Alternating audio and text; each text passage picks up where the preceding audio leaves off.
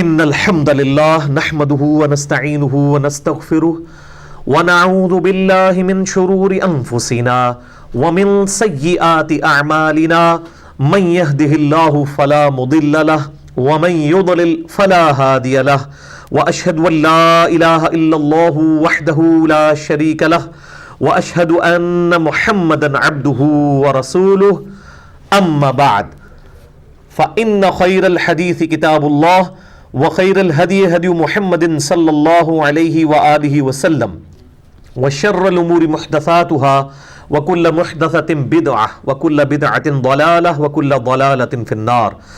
أعوذ بالله السميع العليم من الشيطان الرجيم من همزه ونفخه ونفثه. بسم الله الرحمن الرحيم. رب اشرح لي صدري ويسر لي أمري واحلل عقدة من لساني يفقهوا قولي. بسم الله الرحمن الرحيم. ان اللہ وملائکتہ یصلون علی النبی یا ایہا الذین آمنوا صلوا علیہ وسلموا تسلیما.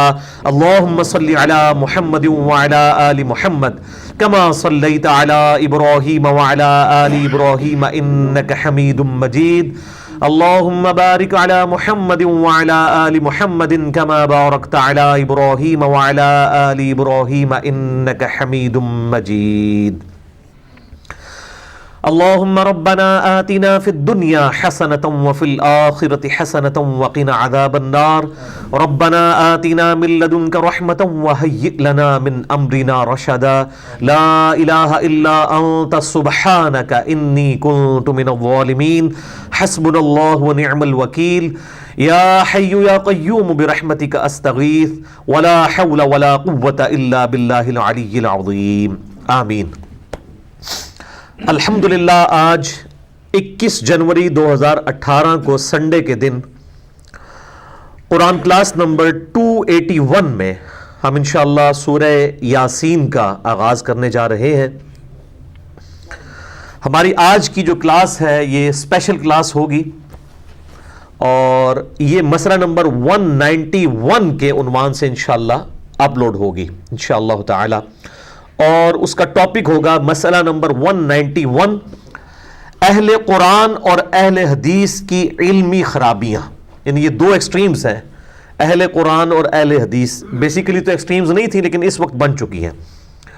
اس حوالے سے میں انشاءاللہ کچھ تمہیدی گفتگو کروں گا شروع میں 3 علمی پوائنٹس کی شکل میں. اس کے بعد انشاءاللہ ہم سورہ یاسین کو شروع کریں گے انشاءاللہ تعالی. ہماری یہ جو قرآن کلاسز اسپیشل ہوتی ہیں وہ پھر قرآن کلاس کے لیکچر کے نمبر کے عنوان سے اپلوڈ نہیں ہوتی. یعنی اب یہ لیکچر نمبر 281 کے نام سے نہیں بلکہ مسئلہ نمبر 191 کے نام سے انشاءاللہ اپلوڈ ہوگا. اور اگر یہ عام کلاس ہوتی، اسپیشل کلاس نہ ہوتی تو وہ اسی کنٹینیوس نمبرنگ کے ساتھ. یہ میں اس لیے بتا رہا ہوں تاکہ اس کا فرق پتہ چل جائے، کیونکہ میں جتنے بھی اختلافی موضوعات ڈسکس کرتا ہوں آلموسٹ وہ قرآن حکیم کی آیات کے کانٹیکسٹ میں ہی انشاءاللہ ابھی تک تو ڈسکس کیے ہیں، مستقبل میں بھی اور بھی جو چیزیں تھیں وہ اس ٹاپک کے انڈر ڈسکس کی جا سکتی تھیں، اس لیے میں نے ان کو اس کے ساتھ جوڑ دیا ہے. علمی پوائنٹ نمبر 1 میرے بھائیو، سورہ یاسین قرآن حکیم میں سورت نمبر ہے 36 اور یہ مکی سورت ہے. پارہ نمبر 22 سے شروع ہو کر پارہ نمبر 23 میں کمپلیٹ ہوتی ہے. پہلی 21 آیات اس کی پارہ نمبر 22 میں ہے اور باقی ساری سورت جو ہے وہ پارہ نمبر 23 کے اندر ہے. اور ظاہر ہے یہ پاروں کی ڈویژن جو ہے یہ توقیفی نہیں ہے، نبی صلی اللہ علیہ وآلہ وسلم نے تعلیم نہیں فرمائی، یہ بعد میں کی گئی ہے تابعین کے ادوار کے اندر. اس لیے پھر اس میں جو اس قسم کی قباحتیں ہیں صورتوں کے ٹوٹنے والی، یعنی ایک تو ہے کہ بہت آدھا ہو تو پھر قابل برداشت ہے. جس طرح کہ اب سورۃ الحجر کو دیکھیں، اس کی صرف ایک آیت پارہ نمبر 13 میں ہے، باقی پوری سورت جو ہے وہ پارہ نمبر 14 کے اندر ہے. اب وہ ایک آیت سے کیا ایڈوانٹیج لے لیا کسی نے؟ اگر وہ اس ایک آیت کو صرف کر دیتے تو وہ سورت ٹوٹتی نہ پاروں کی شکل میں. تو یہ اس قسم کی جو علمی قباحتیں اسی لیے آئی ہیں کہ یہ انسانی کوشش ہے. نبی صلی اللہ علیہ وآلہ وسلم نے پاروں میں قرآن حکیم کو تقسیم نہیں فرمایا تھا، بلکہ قرآن حکیم جو ہے یہ سورتیں 114 ان کی ڈویژن اور آیات کی ڈویژن موجود تھی، وہ بھی بغیر نمبرنگ کے، صرف وہ آیات کا پتہ تھا. اس میں نے ڈیٹیل لیکچر دیا ہے مسئلہ نمبر 115 قرآن حکیم کی حفاظت کا معجزہ اور سنی شیعہ کے اختلاف کا تحقیقی جائزہ. سورہ یاسین کا جو مرکزی ٹاپک ہے یہ عقائد ثلاثہ ہے، جو مسلمانوں کے بنیادی 3 عقائد ہیں: عقیدہ توحید، عقیدہ رسالت اور عقیدہ آخرت۔ سورہ یاسین کی جو فضیلت ہے اس کے حوالے سے جتنی بھی روایات احادیث کی کتابوں میں آئی ہیں آلموسٹ سب کی سب ہی ضعیف الاسناد ہیں، اور ان میں سے صرف ایک صحیح روایت موجود ہے موقوفاً سیدنا ابن عباس رضی اللہ تعالیٰ عنہ کا قول، وہ انشاءاللہ میں ڈسکس بھی کر دوں گا۔ باقی سب کی سب ضعیف الاسناد ہیں۔ قرآن حکیم کی صورتوں کے فضائل کے حوالے سے سورہ یاسین ہو، سورۃ الملک ہو، سورہ الواقعہ ہو، باقی صورتیں، اس حوالے سے میں نے ڈیٹیل لیکچر کم از کم 3 گھنٹوں میں 3 نشستوں میں یہیں پر ریکارڈ کروایا تھا۔ سورۃ الرعد کی آیت نمبر 28 کے کانٹیکسٹ میں، الا بذکر اللہ تطمئن القلوب، آگاہ ہو جاؤ اللہ کی یاد ہی میں دلوں کا سکون ہے۔ اور اللہ تعالیٰ کا سب سے بڑا ذکر الذکر یہ قرآن حکیم ہے، انا نحن نزلنا الذکر وانا لہ لحافظون، سورۃ الحجر آیت نمبر 9۔ تو میں نے اس اللہ کے ذکر والی جو آیت ہے سورۃ الرعد آیت نمبر 28، اس کے کانٹیکسٹ میں قرآن حکیم کی 12 صورتوں کے فضائل 3 نشستوں کے اندر، مسئلہ نمبر 112 ABC یہ ریکارڈ کروائے تھے۔ آج میں اس ڈیٹیل میں نہیں جاؤں گا، اس میں میں نے سورہ یاسین کے حوالے سے بھی ڈسکشن کی تھی۔ بہرحال اس حوالے سے سورہ یاسین کی فضیلت میں جو 3 ٹاپ آف دا لسٹ روایتیں پبلک کے اندر مشہور ہیں، سب کی سب ہے تو ضعیف ہیں، لیکن میں ان کو یہاں پر مختصراً عرض کر دوں، اور ان احادیث کے نمبرز میں انشاءاللہ مشکات کے بھی بتاؤں گا، کیونکہ میں مشکات کے بارے میں اکثر یہ ڈکلیئر کرتا ہوں کہ مشکات از دا انسائکلوپیڈیا آف حدیث۔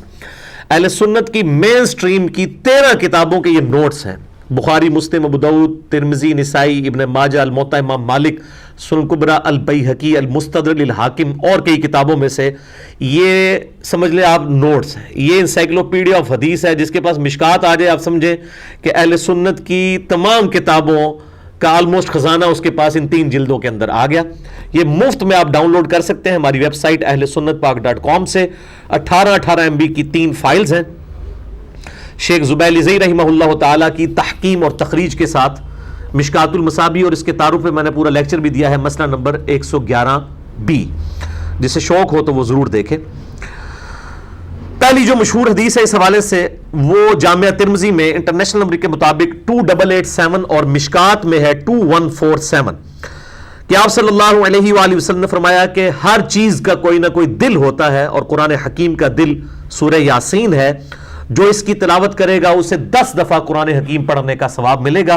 لیکن یہ روایت جو ہے یہ اصول محدثین پر کمزور ہے۔ اس میں ایک راوی ہے ہارون ابو محمد، وہ مجہول الحال ان نون راوی ہیں، جن کا کوئی پتہ نہیں ہے، اور لاپتہ راویوں سے جو روایتیں ہیں وہ محدثین کے ہاں قابل قبول نہیں ہوتی۔ دوسری روایت ہے کہ آپ صلی اللہ علیہ وآلہ وسلم کی طرف منسوب ہے کہ جو اللہ کی رضا کے لیے سورہ یاسین پڑھے اس کے سابقہ سارے گناہ معاف کر دیے جاتے ہیں، لہٰذا اپنے قریب المرگ جو لوگ ہیں، نزع کے عالم میں ہیں، ان کے پاس اس کو پڑھو۔ یہ روایت شعب الایمان امام بیہقی کی کتاب میں 2458 نمبر ہے، اور مشکات میں 2178۔ لیکن یہ روایت بھی جو ہے اصول محدثین پر ضعیف ہے، کیونکہ اس میں ایک راوی کا نام ہی کوئی نہیں ہے، رجل ان کے ساتھ ہی سند کے اندر آتا ہے بالکل، یعنی وہ جو پچھلی روایت تھی اس میں نام تو موجود تھا، مجہول الحال تھا، اس میں تو نام بھی اس کا نہیں ہے، اتنا لاپتہ ہے، لہٰذا یہ روایت بھی کمزور ہے۔ اچھا، مارکیٹ میں سورہ یاسین کے حوالے سے آپ نے دیکھا ہوگا وہ مبینوں والی ایک یاسین مل رہی ہوتی ہے، وہ جتنی مبینیں آتی ہیں نا 7-8، وہ ہر مبین کے بعد اس میں ذکر ایڈ کیے ہوتے ہیں، یہ فیبریکیٹڈ ہے، اس کی کوئی اصل موجود نہیں ہے، اور اس قسم کے وظائف مارکیٹ کے اندر کافی سارے جو ہے وہ ملتے ہیں۔ جب تک سند صحیح نہ ہو اس وقت تک ان وظائف کے اوپر اپنا ٹائم ضائع نہ کیا جائے۔ تیسری روایت جو مشہور ہے کہ جو شخص دن کے آغاز میں سورہ یاسین پڑھ لے اس کی تمام حاجتیں پوری کر دی جائیں گی، یہ سنن دارمی میں 3461 ہے، اور مشکات میں 2177۔ یہ بھی مرسل روایت ہے، سیدنا عطا بن ابی رباح وہ تابعی ہیں اور ڈائریکٹ نبی صلی اللہ علیہ وآلہ وسلم سے بیان کر رہے ہیں، اور تابعی جب کوئی بات نبی صلی اللہ علیہ وآلہ وسلم کے ریفرنس سے ڈائریکٹ بیان کرے اور اس میں سند نہ ہو تو وہ مرسل چھوٹا ہوا واسطہ مانا جاتا ہے، منقطع روایت ہوتی ہے۔ لیکن یہ جو سنن دارمی کی حدیث ہے 3461، اس سے بالکل اگلی روایت جو ہے وہ بالکل صحیح سند کے ساتھ ہے سورہ یاسین کے بارے میں ہی، اور وہ ہے سنن دارمی میں 3462۔ یہ میں دارمی کا وہ نمبر بتا رہا ہوں جس کا پی ڈی ایف عام ہمارا جو ہے وہ گوگل کے اندر سرچ کرنے سے مل جائے گا آپ کو، سنن دارمی میں 3462، اور اس کی تحکیم جو ہے وہ شیخ سلیم حسین اسد نے کی ہے، انہوں نے بھی اس کو روایت کو صحیح کہا۔ شیخ زبیلی زئی رحمہ اللہ تعالیٰ نے ایک پورے سورہ یاسین کے فضائل کے حوالے سے مضمون لکھا ہے جس میں 14 روایتیں جو یاسین سے ریلیٹڈ تھیں، سب کی اسناد کے اوپر بحث کی کہ یہ ضعیف ہیں، البتہ ایک روایت کے اوپر انہوں نے صحیح کا حکم لگایا اور وہ یہی ہے سنن دارمی 3462۔ اور لیکن مشکات کے وہ فٹ نوٹ پہ لکھنا بھول گئے 2177۔ ویسے ان کی عموماً عادت ہے کہ جب کسی روایت کے اوپر ضعیف کا حکم لگاتے ہیں تو اس کی پھر فٹ نوٹ پہ نا اس کی موقوفاً اگر روایت صحیح ہو تو لکھ دیتے ہیں، یہاں پہ وہ بھول گئے۔ البتہ الگ سے ان کا جو مضمون ہے شیخ زبیر صاحب کا فتاوی علمیہ کی پہلی جلد میں صفحہ نمبر 493 سے 497 تک انہوں نے اس کے فضائل پہ جتنی حدیثیں ہیں ان پر تحکیم کی ہے اور ایک روایت کو صحیح قرار دیا، اور وہ ابن عباس کا قول ہے، موقوفاً روایت ہے، ان کا اپنا قول ہے کہ جو شخص صبح کے وقت سورہ یاسین پڑھ لے گا اسے شام تک ہر کام میں آسانی میسر ہوگی، اور جو شخص رات کے وقت سورہ یاسین کی تلاوت کرے گا اسے صبح تک ہر کام میں آسانی میسر ہوگی۔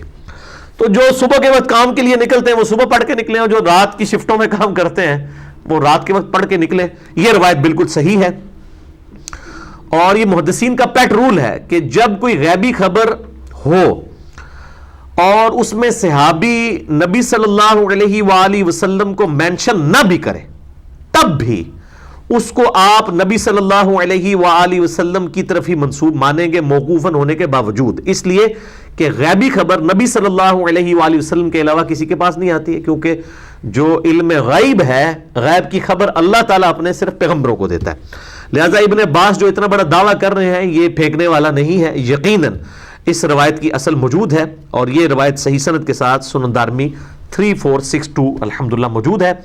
باقی صورتوں کے حوالے سے اگر آپ نے لیکچر سننا ہو تو مسئلہ نمبر 112 ABC میرے 3 لیکچرز یہیں پر ریکارڈ ہوئے تھے، یوٹیوب کے اوپر اویلیبل ہیں، آپ ان کو دیکھیں۔ 3.5 گھنٹے کی آلموسٹ سب ملا کے گفتگو بنتی ہے، ہماری ویب سائٹ ahlsunnatpak.com پہ بھی آپ کو وہ 3 لیکچرز مل جائیں گے انشاءاللہ تعالی۔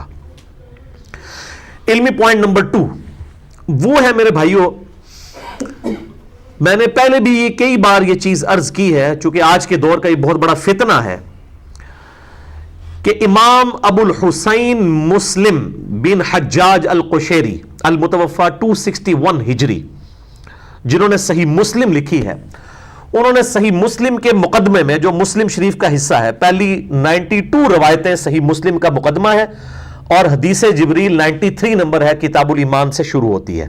تو صحیح مسلم کا مقدمہ صحیح مسلم کا اپنا حصہ ہے، یہ الگ سے نہیں ہے۔ اس مقدمے میں یہ کیٹاگوریکل مینشن کیا ہے کہ جو ضعیف الاسناد روایتیں ہیں یہ نہ تو حلال و حرام میں قبول کی جائیں گی، نہ ہی امر و نواہی میں یعنی امر بالمعروف و نہی عن المنکر میں، اور نہ ہی الترغیب و ترہیب یعنی کسی نیک کام کی ترغیب دلانا اور کسی برے کام کی وعید سنانا، تینوں کیٹاگریز میں ضعیف روایتیں قبول نہیں کی جائیں گی۔ اور یہ چونکہ اس حوالے سے ہمارا خصوصاً بریلوی اور دیوبندی مکتبہ فکر کے لوگ ذرا کافی غلو کرتے ہیں، اس لیے میں بریلویوں کا ترجمہ آپ کو ورڈ بائی ورڈ پڑھ کے سناؤں گا اور دکھاؤں گا بھی HD کیمرے میں انشاءاللہ۔ یہ صحیح مسلم شریف پاکستان میں بریلوی مکتبہ فکر کا سب سے بڑا ادارہ، جس کی آپ سمجھ لیں اربوں کے شیئرز ہیں، شبیر برادرز، یہ ان کی صحیح مسلم ہے چھپی ہوئی۔ اس میں جو صحیح مسلم کا مقدمہ ہے، اور یہ مقدمے کے بالکل اینڈ پہ جا کے امام مسلم نے جو ہے اپنی گفتگو کو کنکلوڈ کرتے ہوئے جو بحث کی ہے، میں انشاءاللہ اس کو دکھاتا ہوں۔ صحیح مسلم کا مقدمہ یہ بھی ذرا کور کر دیجئے گا، یہ جو میں نے ریڈ لائن میں انڈر لائن کی ہوئی ہیں، یہ امام مسلم رحمہ اللہ تعالیٰ نے جو گفتگو لکھی ہے کنکلوڈ کر دی ہے۔ یہ مطلب آپ اس کو اگر سنیں گے تو آپ کو لگے گا کہ یہ آج کے دور کے ایشوز امام مسلم اس زمانے میں فورسی کر گئے تھے کہ اس امت کا بیڑا غرق ہو جائے گا اگر یہ ضعیف الاسناد روایتیں اسی طریقے سے کتابوں میں لکھ کے ان کا ضعف نہ بیان کیا گیا، تو آنے والے لوگ تو یہ کہیں گے جی حدیث تو حدیث ہوتی ہے چاہے اصلی ہو یا جعلی، ڈگری تو ڈگری ہوتی ہے چاہے اصلی ہو یا جعلی.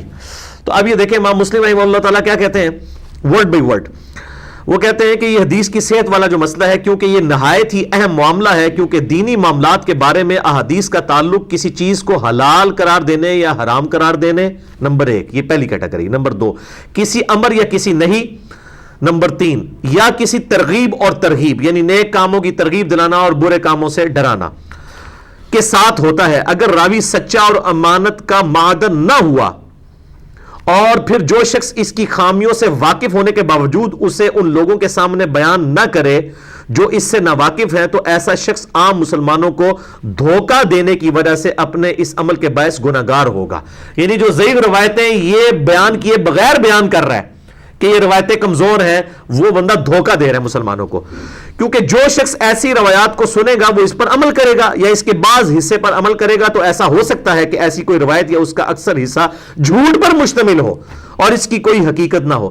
اب بات ضعیف باتوں کی کر رہے ہیں اور ساتھ کہہ رہے ہیں اس میں جھوٹ بھی شامل ہو سکتا ہے، یعنی من گھڑت چیزیں بھی ضعیف الاسناد روایتوں میں شامل ہو سکتی ہیں. باوجود یہ کہ مستند راویوں کے حوالے سے منقول صحیح احادیث اتنی زیادہ تعداد میں موجود ہیں کہ کسی غیر مستند راوی کی روایت کی ضرورت ہی باقی نہیں رہتی. وہ کہتے ہیں صحیح حدیثیں اتنی زیادہ موجود ہیں، ضروری ہے کہ آپ نے یہ قصے کہانیاں جس طرح آج کل کے وائزین سنا رہے ہیں اور لوگوں کو خوش کرنے کے لیے. ہم نے ضعیف روایات اور مجہول اسانید کے بارے میں جو کچھ بیان کر دیا، ہمارا نہیں خیال کہ اب اس کی معرفت کے بعد کوئی شخص انہیں روایت کرنے کی کوشش بھی کرے گا جبکہ اسے پتہ چل گیا ہو کہ ان میں اتنی کمزوری اور ضعف پایا جاتا ہے. صرف وہی شخص ایسا کرے گا جو عوام کے سامنے بکثرت روایات پیش کرنا چاہتا ہو تاکہ یہ کہا جائے کہ فلاں شخص نے کتنی روایتیں اپنی کتاب میں اکٹھی کر لی ہیں اور اس نے کتنی تعداد میں احادیث جمع کر لی ہیں. اور جو شخص ایسا کرے گا اور اس راستے پر چلے گا اسے علم کے بارے میں کچھ بھی نصیب نہیں ہوگا. ایسے شخص کو علم کی طرف منسوب کرنے کی بجائے اسے جاہل قرار دینا ہی زیادہ مناسب ہے جو اتنی روایتیں جمع کرے اور ان کا ضعف نہ بتائے. یعنی امام مسلم نے اپنے زمانے کے، ظاہر ہے یہ آج کل کے بریلوی دیوبندی اہل حدیث شیعہ علماء کے بارے میں تو نہیں بات کر رہے، اپنے زمانے کے اکثر علماء کو انہوں نے کہا ہے کہ یہ جاہل ہیں. اب میں نام نہیں لیتا، وہ بڑے بڑے پھر اس میں محدثین آتے ہیں، وہ جو اہل علم ہے ان کو پتہ چل جائے گا، پھر وہ لوگ بالکل پرسنل ہو جاتے ہیں کہ اس نے احمد بن حنبل کا یا امام ابی شیبہ کا نام لے دیا ہے. تو وہ اپنے زمانے کے وہ جنہوں نے ہزاروں کی تعداد میں روایتیں جمع کی اور ان کے اوپر کوئی ضعف کا حکم نہیں لگایا، امام مسلم نے ان کو جاہل ڈکلیئر کیا. اور آج کل کے بھی جو وائزین کی قسم کی روایتیں لوگوں کو امپریس کرنے کے لیے بیان کر رہے ہیں، وہ امام مسلم نے ان کو جاہل ہی سمجھے، ڈکلیئر کر دیا پہلے سے ہی. تو یہ میں نے مقدمہ اسی لیے پڑھ کے سنایا تاکہ لوگوں کو یہ بات پتہ چل جائے. یہ جو ہم صحیح حدیث اور حدیث کی صحت کے حوالے سے اتنی ڈسکشن کرتے ہیں، یہ کوئی آج کے دور کی بحثیں نہیں ہیں، یہ شروع سے چل رہی ہیں. ان کی وجہ سے بڑا مسئلہ بنا. اور امام مسلم کو میں اس لحاظ سے سمجھتا ہوں کہ بارش کا پہلا قطرہ بنے. اگرچہ امام بخاری کے شاگرد ہیں، اس سے پہلے صحیح بخاری لکھی جا چکی تھی، امام مسلم ان کے شاگرد ہیں، لیکن امام مسلم نے جو مقدمہ لکھا ہے نا، اس نے صحیح مسلم کو صحیح بخاری اور باقی ساری حدیث کی کتابوں پر اس حوالے سے فوقیت دے دی ہے کہ آج ہم کامن پبلک کو یہ بات سمجھا سکتے ہیں. کاش امام بخاری بھی اگر مقدمہ لکھ دیتے صحیح احادیث کی ضرورت کے حوالے سے، صحیح بخاری کا حصہ ہوتا، الگ سے تو انہوں نے اپنی اسماء و رجال کی کتابوں میں چیزیں لکھی ہیں، تو وہ تو اب ظاہر اردو ترجمے کے ساتھ بھی اویلیبل نہیں ہے. تو یہ حدیث کے ساتھ جس طرح یہ شامل ہو گیا، یہ عام بندے کو سمجھانے کے لیے صحیح مسلم کا مقدمہ بڑا اہم ہے. اور مجھے امام مسلم کے ساتھ تو ایک خاص عقیدت ہے. ایک تو انہوں نے اہل بیت کی شان میں بہت ساری روایتیں جمع کی ہیں، پھر انہوں نے اپنے بیٹے کا نام حسین رکھا. ان کی کنیت ہے ابو الحسین مسلم بن حجاج القشیری، المتوفی 261 ہجری. اور اسی زمانے میں، یہ تو ہمارے اہل سنت کے اہل حدیث کے امام ہوئے، اسی زمانے میں صوفیاء کے امام ہیں، اور انہوں نے اپنی کنیت رکھی ہے ابو یزید، اور وہ سیم 261 ہجری میں ہی فوت ہوئے ہیں جس سن میں امام مسلم فوت ہوئے ہیں.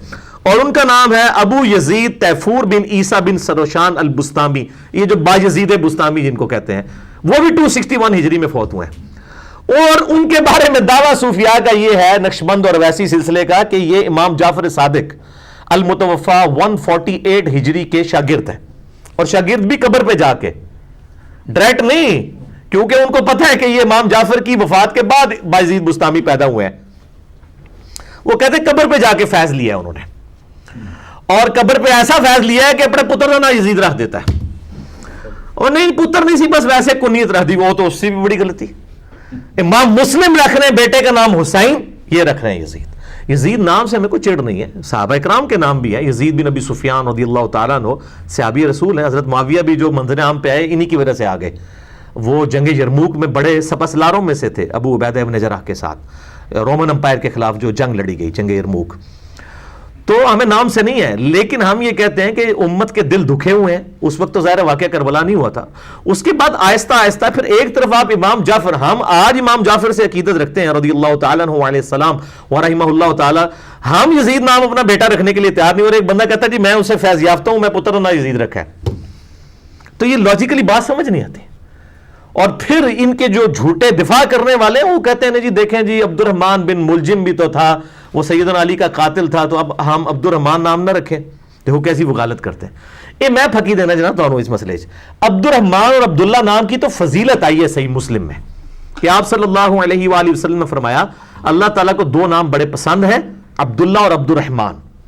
لہٰذا یہ جو فضیلت ہے نا یہ قیامت تک قائم رہے گی. سیدنا علی کا اگر قاتل عبد الرحمن تھا تو اس نام کی فضیلت ختم نہیں ہوگی.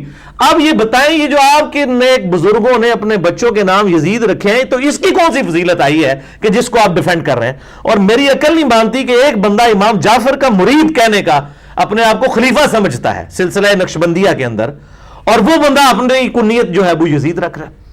یا ہم آج نہیں نام یزید رکھ رہے ان کو کہ یہ کہتے ہیں نا جی ہم جواب دے دیا. میں کہتا ہوں یہ جتنے لوگ مجھے جواب دے رہے ہیں یہ مہربانی کریں مجھے جواب دینے کے لیے نا اپنے بچوں کے نام یزید رکھ کے مجھے جواب دیں کہ جی ہم نے بایزید بستامی کی کنیت کا دفاع کرنا تھا, ہم نے اپنی کنیت خود یزید رکھ لی, اپنے بچے کا نام یزید رکھ لے. پھر عوام الناس انشاءاللہ خود فیصلہ کر دے گی کہ انجینئر صاحب کا مقدمہ مضبوط ہے یا ان کا. پتہ ان کو بھی ہے خیر, لیکن ابھی اپنی پبلک کو جو ہے نا منہ نہیں دکھا سکتے. بہرحال امام مسلم کا یہ پورا مقدمہ جو ہے میں نے پڑھایا ہے قرآن کلاس کے اندر. مسئلہ نمبر 36 ضعیف الاسناد اور من گھڑت احادیث کے فتنے کا تحقیقی جائزہ. یہ آلموسٹ کوئی 1.25 گھنٹے کی میری گفتگو ہے اہل سنت پاک.com پہ, اور یوٹیوب کے اوپر بھی آپ لکھیں تو مل جائے گی, جس میں میں نے صحیح مسلم کا پورا مقدمہ کور کیا ہے اور اس کی پوری تلخیص ایک ریسرچ پیپر بھی ہے جو مسلم شریف میں سے کرٹیکل روایتیں تھیں جو مقدمے میں, وہ الگ سے 4 پیجز پہ ریسرچ پیپر نمبر 15 کے عنوان سے ہماری ویب سائٹ اہل سنت پاک.com پہ آپ کو اردو میں بھی اور ہندی میں انشاءاللہ تعالی مل جائے گا, آپ ڈاؤن لوڈ کر سکتے ہیں بالکل فری. یہ جو ضعیف الاسناد حدیث ہے میرے بھائیوں, ان کے نقصانات کتنے زیادہ ہیں کہ اس میں نے اسی مسئلہ 36 کے اندر 5 مثالیں بیان کی تھی. ایک میں مثال یہاں پر بیان کر دوں کہ ان روایتوں کی وجہ سے بسا اوقات ہمارا ایمان بھی سٹیک پہ لگ جاتا ہے. ایسی گستاخانہ روایتیں ہماری مین سٹریم کی کتابوں میں آ گئی ہیں کہ اگر ہم صحیح اور ضعیف کا فرق نہیں کریں گے تو اپنا ایمان سٹیک پہ لگانا پڑے گا. انہی روایتوں میں سے ایک روایت ہے جو مسند امام احمد میں موجود ہے, انٹرنیشنل نمبر کے مطابق جلد 5 صفحہ 136, 21,271 نمبر ہے مسند احمد میں 21,271, اور مشکات میں بھی موجود ہے 4902, اور الادب المفرد میں بھی امام بخاری کی موجود ہے. لیکن امام بخاری نے الادب المفرد کے بارے میں یہ دعویٰ نہیں کیا کہ میں ساری صحیح روایتیں جمع کر رہا ہوں. ان کا دعویٰ صحیح بخاری کے بارے میں ہے, اور وہ دعویٰ بھی ان کے کہنے پہ ہم نے قبول نہیں کیا بلکہ امت نے اس کو قبول کیا ہے پوری جانچ پڑتال کے بعد کہ بخاری اور مسلم صحیحین ہیں. بہرحال یہ مشکات کے اندر 4902 ہے, یہ دکھا دیں, اتنی خطرناک روایت ہے. میں یہ چاہ رہا ہوں کہ فزیکلی میں اکثر بیان کرتا ہے تو لوگ کہتے ہیں پتہ نہیں کوئی کولو گھر بہ کے بناتا رہتا ہے, اے ذرا دکھاؤ جی فرحان صاحب انہوں کیمرے. یہ مشکات کے اندر سے میں آپ کو دکھا رہا ہوں. مشکات کی 3ری جلد میں مفاخرت اور عصبیت کا جو بیان ہے اس چیپٹر میں, یعنی آخری جلد کے اندر, یہ جا کے انٹرنیشنل نمبر کے مطابق 4902 روایت ہے مسند احمد کے حوالے سے, شرح السنہ امام بغوی کے حوالے سے, الادب المفرد امام بخاری کے حوالے سے. لیکن وہ امام بخاری, اگر ہم بخاری کے مقلد ہوتے تو ان کی ہر بات کو اس طرح نہیں مان لیتے, مقلد نہیں ہیں ہم کسی کے بھی. تو امام بخاری کا دعویٰ یہ نہیں تھا کہ ساری روایتیں الادب المفرد میں صحیح ہیں, لیکن یہ تو بڑی جعلی روایت ہے. آپ الفاظ دیکھیں اس کے کتنے خطرناک ہیں. ابی ابن کعب کہتے ہیں کہ میں نے نبی صلی اللہ علیہ وآلہ وسلم کو فرماتے سنا, جو شخص اپنے جاہلی نسب کی طرف نسبت کرے اور اس پر فخر کرے کہ میں فلاں چودھری کا بیٹا ہوں, ساڈے تو دادا ایسی تے فلانا ایسی, تو اسے کہو کہ اپنے باپ کا آلہ تناسل کاٹ کے، یعنی اپنی باپ کی شرمگاہ کاٹ کے اپنے منہ میں رکھ لے، اور یہ بات ڈائریکٹ اس سے کرو، اشارے کنائے میں نہ کرو. انا للہ و انا الیہ راجعون. کیا یہ نبی علیہ السلام کا مزاج ہے کہ کہیں کہ جا کے اپنے باپ کی شرمگاہ کاٹ کے اپنے منہ میں رکھ لو؟ اور یہ جب کسی کو مشورہ دو تو کنائے سے نہیں، ڈائریکٹ کہو. اس میں حسن بصری مدلس ہیں، ان سے روایت کر رہے ہیں، سما کی تصریح کوئی نہیں ہے. یہ پکی ضعیف روایت ہے. صحیح مسلم کے مقدمے میں امام مسلم نے لکھا ہے کہ مدلس کی ان والی روایت سما کی تصریح کے بغیر ضعیف ہوگی، اور بلکہ یہ تو مزاج کے خلاف ہے. بخاری اور مسلم کی متفق علیہ حدیث ہے، مشکات میں بھی موجود ہے. مشکات میں اس کا نمبر ہے 5813، بخاری اور مسلم دونوں میں ہے، کہ آپ صلی اللہ علیہ وآلہ وسلم میں کنواری لڑکیوں سے بھی زیادہ شرم و حیا تھی. کنواری لڑکی میں جو شرم و حیا ہے، وہ کیا کوئی کنواری لڑکی شرم و حیا والی یہ گفتگو کر سکتی ہے؟ تو یہ کہتے ہیں حدیث تو حدیث ہوتی ہے جی، کتابوں میں تو لکھی ہوئی ہے نا. کتاب میں تو یہ بھی لکھی ہے، مسند احمد میں لکھی ہوئی ہے، مشکات میں لکھی ہوئی ہے. لکھے ہونے سے صرف یہ نہیں کہ روایت صحیح ہو جاتی ہے، بلکہ اس سے بھی بڑھ کر سورۃ القلم پارہ نمبر 29 میں اللہ تعالیٰ نے فرمایا وَإِنَّكَ لَعَلَىٰ خُلُقٍ عَظِيمٍ، اور بے شک اے محبوب صلی اللہ علیہ وآلہ وسلم تم اخلاق کے بلند ترین درجے کے اوپر فائز ہو. یہ اخلاق کا بلند ترین درجہ ہے کہ اس طرح کی گفتگو کی جائے. لہذا یہ آپ صلی اللہ علیہ وسلم کا فرمان ہی نہیں ہے، یہ روایت ہی جعلی ہے، اور اصول محدثین پر بھی یہ روایت جعلی ہے. اور اس حوالے سے جو شیخ البانی نے اسے حسن کہہ دیا، وہ ضعیف جمع ضعیف کا فارمولہ لگا گئے، اور حسن بصری کی تدلیس سے صرف نظر کر کے بالکل ان کا موقع باطل ہے، یہ بالکل فٹ نہیں بیٹھتی. لہٰذا میں کسی درجے میں اس چیز کا قائل ہوں کہ روایت کو درایتاً بھی دیکھنا چاہیے. صرف روایت نہیں دیکھنی چاہیے، درایت بھی اس کی دیکھ لینی چاہیے. جب آپ درایت دیکھتے ہیں، یعنی عقل کے پیرائے پہ بھی وہ پوری اتری ہے کہ نہیں، تو پھر آپ کی توجہ اس طرف جاتی ہے کہ یہ روایت بھی جعلی نہ ہو، اور پھر اسماء و رجال کی بحثوں میں ثابت بھی ہو جاتا ہے کہ روایت جعلی ہے. تو یہ میں نے الحمدللہ اس حوالے سے بیان کر دیا. بہرحال جب اس قسم کی جعلی اور ضعیف الاسناد روایتیں ہماری مین سٹریم کی حدیث کی کتابوں میں ہوں گی، اور امام مسلم اسی ٹائم مقدمے میں لکھ رہے ہیں کہ ایسے علماء جاہل کہلانے کے حقدار ہیں جو ان روایتوں کا ذوف بیان کیے بغیر اپنی کتابوں میں نقل کرتے جا رہے ہیں، تو پھر ظاہر دوسری طرف سے بھی ایک کاؤنٹر نیریٹو کھڑا ہو جائے گا. اور وہ کاؤنٹر نیریٹو جو کھڑا ہوا وہ منکرین حدیث کے فتنے کی شکل میں. منکرین حدیث کا جو فتنہ ہے یہ ریونج ہے ضعیف روایتوں کا. یعنی انہوں نے کہا یار یہ تو بالکل جعلی کام ہوا ہے، نہ قرآن میں بیٹھ رہی ہیں نہ عقل کے اندر بیٹھ رہی ہیں. وہ پھر دوسری ایکسٹریم کے اوپر جا کے انہوں نے احادیث کا انکار کرنا شروع کر دیا. تو میں نے ان کے رد کے اوپر بھی مسئلہ نمبر 35 ریکارڈ کروایا ہے، منکرین حدیث کے فتنے کا تحقیقی جائزہ. یہ دو ایکسٹریمز ہیں، نمبر 1 منکرین حدیث کے فتنے کا تحقیقی جائزہ، اور نمبر 2 ضعیف الاسناد اور من گھڑت احادیث کے فتنے کا تحقیقی جائزہ. تو یہ منکرین حدیث والا مسئلہ نمبر 35 ہے میرا، اور ضعیف الاسناد روایتوں والا مسئلہ نمبر 36 ہے. آپ یوٹیوب پہ کریکٹ اسپیلنگ لکھ دیں 35-MAS اپوسٹرافی والا کاما ALAH، یوٹیوب خود کھول دے گی، آپ کو ویب سائٹ پہ جانے کی ضرورت ہی نہیں ہے. بہرحال اس حوالے سے میرے علم کی حد تک جو 2 کتابیں ہیں ریٹن فارم میں وہ بڑی اہم ہیں. نمبر 1 مولانا مودودی رحمہ اللہ تعالیٰ کی کتاب جو ہے سنت کی آئینی حیثیت، یہ منکرین حدیث کے فتنے کا قلع کما کرنے کے لیے ایک اہم کتاب ہے. اور دوسری عبد الرحمن کیلانی صاحب کی کتاب آئینہ پرویزیت. اور اس کے علاوہ بھی آپ نے کس کتاب کا نام لیا تھا جی؟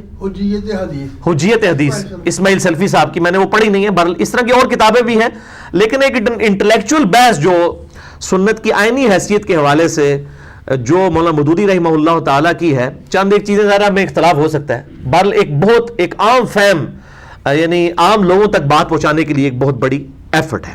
باقی میرے 2 لیکچر مسئلہ 35 اور 36 جو ہے وہ آپ دیکھ سکتے ہیں. علمی پوائنٹ نمبر 3. اب یہ کچھ کڑوی گفتگو ہے، اور عربی میں ایک محاورہ بھی ہے الحق مر، حق کڑوا ہی ہوتا ہے. چاہے آپ حق کتنے بھی احسن انداز میں بیان کریں، ایک گال کے اندر آپ جناب شہد رکھ لیں، دوسرے میں آپ شکر رکھ کے جو ہے وہ بیان کریں، وہ حق کی کڑواہٹ تو موجود ہوتی ہے، کیونکہ حق کڑوا ہی ہوتا ہے. اور بیٹر فیکٹس جن کو ہم انگلش میں کہتے ہیں، ان کو ایکسیپٹ کرنا جو ہے وہ نصیب والوں کا حصہ ہے.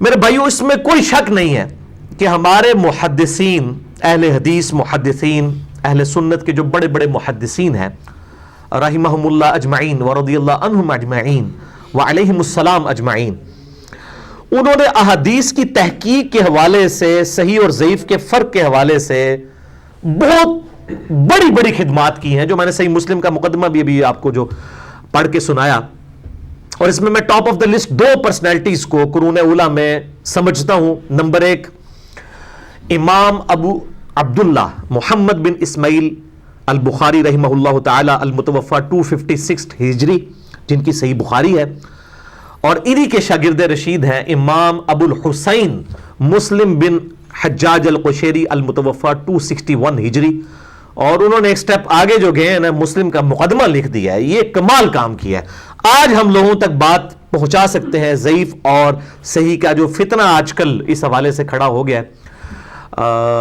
عام لوگوں کو بات سمجھانے کے لیے۔ اور امام مسلم نے ابتدا ہی میں سیدنا مولا علی رضی اللہ تعالیٰ عنہ علیہ السلام کی وہ روایت لی ہے مقدمے میں کہ جس شخص نے میری طرف جھوٹی حدیث منسوب کی وہ شخص اپنا مقام دوزخ میں دیکھ لے، اور اس کی پھر کئی طرق نقل کی ہیں، سیدنا علی سے، سیدنا انس بن مالک سے، سیدنا جابر بن عبداللہ سے، سیدنا ابو ہریرہ سے، سیدنا مغیرہ بن شعبہ رضی اللہ عنہم اجمعین سے، اور اس کے علاوہ کافی روایتیں ہیں۔ مسئلہ نمبر 36 میں نے پورا صحیح مسلم کا مقدمہ جو ہے وہ عام فہم انداز میں جو ہے وہ سمجھایا ہے، جسے شوق ہو ضرور دیکھیں۔ اور یہ بھی میرے بھائیوں حقیقت ہے کہ آج کے اس ماڈرن دور کے اندر اہل سنت کہلوانے والے جتنے گروہ ہیں، بریلوی، دیوبندی، اہل حدیث یا آف شوٹس جتنے بھی ہیں، حنفی، شافعی، مالکی، حنبلی، ان سب میں ٹاپ آف دا لسٹ حدیث کی جو خدمت کی ہے جس مکتبہ فکر نے، وہ اہل حدیث کا مکتبہ فکر ہے۔ میرے ان سے جو علمی اختلافات ہیں وہ اپنی جگہ، اور میں اسی وجہ سے اکثر یہ اپنے لیکچرز میں کہتا ہوں کہ میں سب سے زیادہ محبت دنیا میں اگر کسی مکتبہ فکر کے لوگوں کے ساتھ رکھتا ہوں تو وہ اہل حدیث ہیں۔ باقی سب کو میں مسلمان سمجھتا ہوں، ان سے بھی محبت رکھتا ہوں، لیکن ایز کمپیئر ٹو باقیوں کے، چاہے اہل سنت ہوں، ان کے جتنے آف شوٹس ہوں، حنفی، شافعی، مالکی، حنبلی، بریلوی، دیوبندی، یا اہل تشیع اور ان کے آف شوٹس ہیں، اثنا عشری ہوں، اسماعیلی ہوں، زیدیہ ہوں، میں سب سے بڑھ کر اہل حدیث سے محبت رکھتا ہوں کہ انہوں نے حدیث کے حوالے سے ماڈرن ایج میں سب سے زیادہ خدمت کی ہے۔ اور اس میں بھی ٹاپ آف دا لسٹ دو پرسنالٹیز، شیخ محمد ناصر الدین البانی رحمہ اللہ تعالی المتوفى 1420 ہجری بمطابق 1999 عیسوی، جو البانیہ کے رہنے والے تھے، بعد میں عرب میں آ گئے اور وہاں پہ بھی محدث اعظم کے طور پر رہے، پھر وہاں سے بھی ان کو نکال دیا گیا علمی اختلاف کی وجہ سے، ہمیشہ یہ اہل علم کے ساتھ ہوا ہے۔ انہوں نے حدیث کے حوالے سے اس ماڈرن ایج میں بہت خدمت کی ہے۔ اور دوسرے ہمارے یہ سب کانٹیننٹ میں بہت بڑی پرسنالٹی جو حال ہی میں فوت ہوئی، شیخ حافظ زبیر لیزئی رحمہ اللہ تعالی المتوفى 1435 ہجری بمطابق 2013، 10 نومبر 2013 کو ان کی ڈیتھ ہوئی۔ مجھے الحمدللہ جنازہ پڑھنے کی سعادت بھی حاصل ہوئی، اور کافی ان کی صحبت بھی نصیب رہی۔ میں کوئی باقاعدہ ان کا شاگرد نہیں ہوں، لیکن میں نے ان سے بہت کچھ لرن کیا، اور انہوں نے بھی مجھ سے بہت کچھ لرن کیا۔ یہ میں کوئی فخر کے طور پہ نہیں بتا رہا، یہ ایک علمی حقیقت ہے۔ اور میں نے شیخ زبیر صاحب کی خدمات کے اوپر پورا لیکچر دیا ہے، مسئلہ نمبر 80، شیخ زبیر لیزئی رحمہ اللہ تعالی ایک حق گو عالم دین۔ اس میں نے ویڈیو کلپس کے پروفز کے ساتھ ان کے جو موقف، اور ایٹ لیسٹ 12 ایسے موقف ہیں جس میں وہ مسلک اہل حدیث سے بھی اختلاف رکھتے تھے، اس لیے میں نے ان کی حق گوئی کے اوپر پورا لیکچر ریکارڈ کروایا، یوٹیوب پہ آپ دیکھ سکتے ہیں۔ بال ان کے دو بڑے کارنامے میں سمجھتا ہوں، اس میں ٹاپ آف دا لسٹ کارنامہ جس میں میرے لیے بھی صدقہ جاریہ ہے، وہ میں نے ان کا 1-to-1 انٹرویو کیا تھا 17 جون 2009 کو، جس میں نے 100 سوال ان سے پوچھے تھے۔ آپ یوٹیوب پہ جا کے لکھیں 100 questions of engineer Muhammad Ali Mirza with شیخ زبیر لیزئی، تو وہ لاکھوں لوگ الحمدللہ دیکھ چکے ہیں، اس کے کلپس ملینز آف پیپل تک پہنچ چکے ہیں۔ اور اس کے بعد کئی اہل حدیث علماء شیخ زبیر صاحب سے ناراض ہو گئے کہ تسی ساڈے مسلک دے بیڑا غرق کر چھڑے، اختلاف ریکارڈ کرا کے، داڑھی کے مسئلے میں، یزید والے مسئلے میں، اور باقی ایشوز کے اوپر، طلاق والے مسئلے میں تو خیر انہوں نے خاموشی اختیار کر لی، بال اشارتاً تو بات پہنچ گئی۔ تو وہ ساری چیزیں میں نے، اور اس کی وجہ سے پھر میرے خلاف بھی ایک محاذ کھڑا کیا اہل حدیث علماء نے، بجائے یہ کہ وہ حق قبول کرتے۔ تو یہ کارنامہ، اور دوسرا ان کا کارنامہ جو میں سمجھتا ہوں حدیث کے حوالے سے بہت بڑا کارنامہ ہے۔ ویسے تو انہوں نے انوار الصحیفہ میں بھی سنن اربع کی ضعیف روایتوں کے اوپر تحقیق کی، ابو داؤد ترمذی نسائی ابن ماجہ کے اوپر. بخاری مسلم کو وہ 100% صحیح سمجھتے تھے, جو اس میں متصل الاسناد روایتیں ہیں, جو سمجھ لیں آپ اقوال ہیں, ان میں نمبرنگ بھی نہیں ہوئی ہوتی اقوال کی, اس میں ضعیف روایتیں بھی ہیں, لیکن جن کی نمبرنگ ہے, جیسے بخاری میں بھی 7563 احادیث ہیں اور مسلم میں بھی 7563 احادیث ہیں انٹرنیشنل نمبرنگ کے مطابق. اسلام 360 پہ بھی آپ دیکھ سکتے ہیں, دارالاسلام والوں کی انٹرنیشنل نمبرنگ بھی. یہ دوسرا کارنامہ جی ان کا یہ ہے جی, مشکات المصابیح, جو میں کہتا ہوں مشکات از دا انسائکلوپیڈیا آف حدیث. یہ ماشاءاللہ انہوں نے تقریباً 7-8 سال لگا کے اس کے اوپر کام کیا, اور اس وقت تک یہ پرنٹنگ نہیں ہوئی تھی. میں نے ان سے 2009 میں بھی ریکویسٹ کی کہ شیخ صاحب سارے کام چھوڑ کے مشکات پہ کام کریں. یہ انسائکلوپیڈیا آف حدیث ہے, اہل سنت کی مین سٹریم کی 13 کتابیں اس میں کور ہیں, بخاری, مسلم, ابو داؤد, ترمذی, نسائی ابن ماجہ, المستدرک للحاکم, سنن الکبریٰ, البیہقی, الموطا امام مالک اور باقی کتابیں. تو انہوں نے کہا علی بھائی میں پہلے ہی کام کر رہا ہوں, انشاءاللہ عنقریب آ جائے گا. اور یہ 3 جلدوں کے پر الحمدللہ مفت PDF آپ ڈاؤن لوڈ کر سکتے ہیں ہماری ویب سائٹ ahlsunnatpak.com سے. اس پہ میں نے پورا اس کے تعارف پہ لیکچر دیا ہے. میں نے بخاری مسلم کے تعارف پہ لیکچر نہیں دیا, لیکن مشکات کے تعارف پہ دیا ہے. مسئلہ نمبر 111B, مشکات المصابیح کا مکمل تعارف. وہ ایک انتہائی علمی لیکچر ہے, احادیث کے اسماء و رجال کے علم کے اعتبار سے بھی, اور حدیث میں جن لوگوں کا انٹرسٹ ہے. لوگ کہتے ہیں جی ہمیں کوئی ایک کتاب ایسی بتائیں, قرآن تو ہمارے پاس ہے, حدیثیں بھی, ہم اتنی کتابیں کون کون سی لیں. تو میں ان کو ایک ہی کتاب بتا دوں, مشکات المصابیح. یہ 1500 روپے تقریباً اس کی قیمت ہے, آپ سمجھ لیں $15.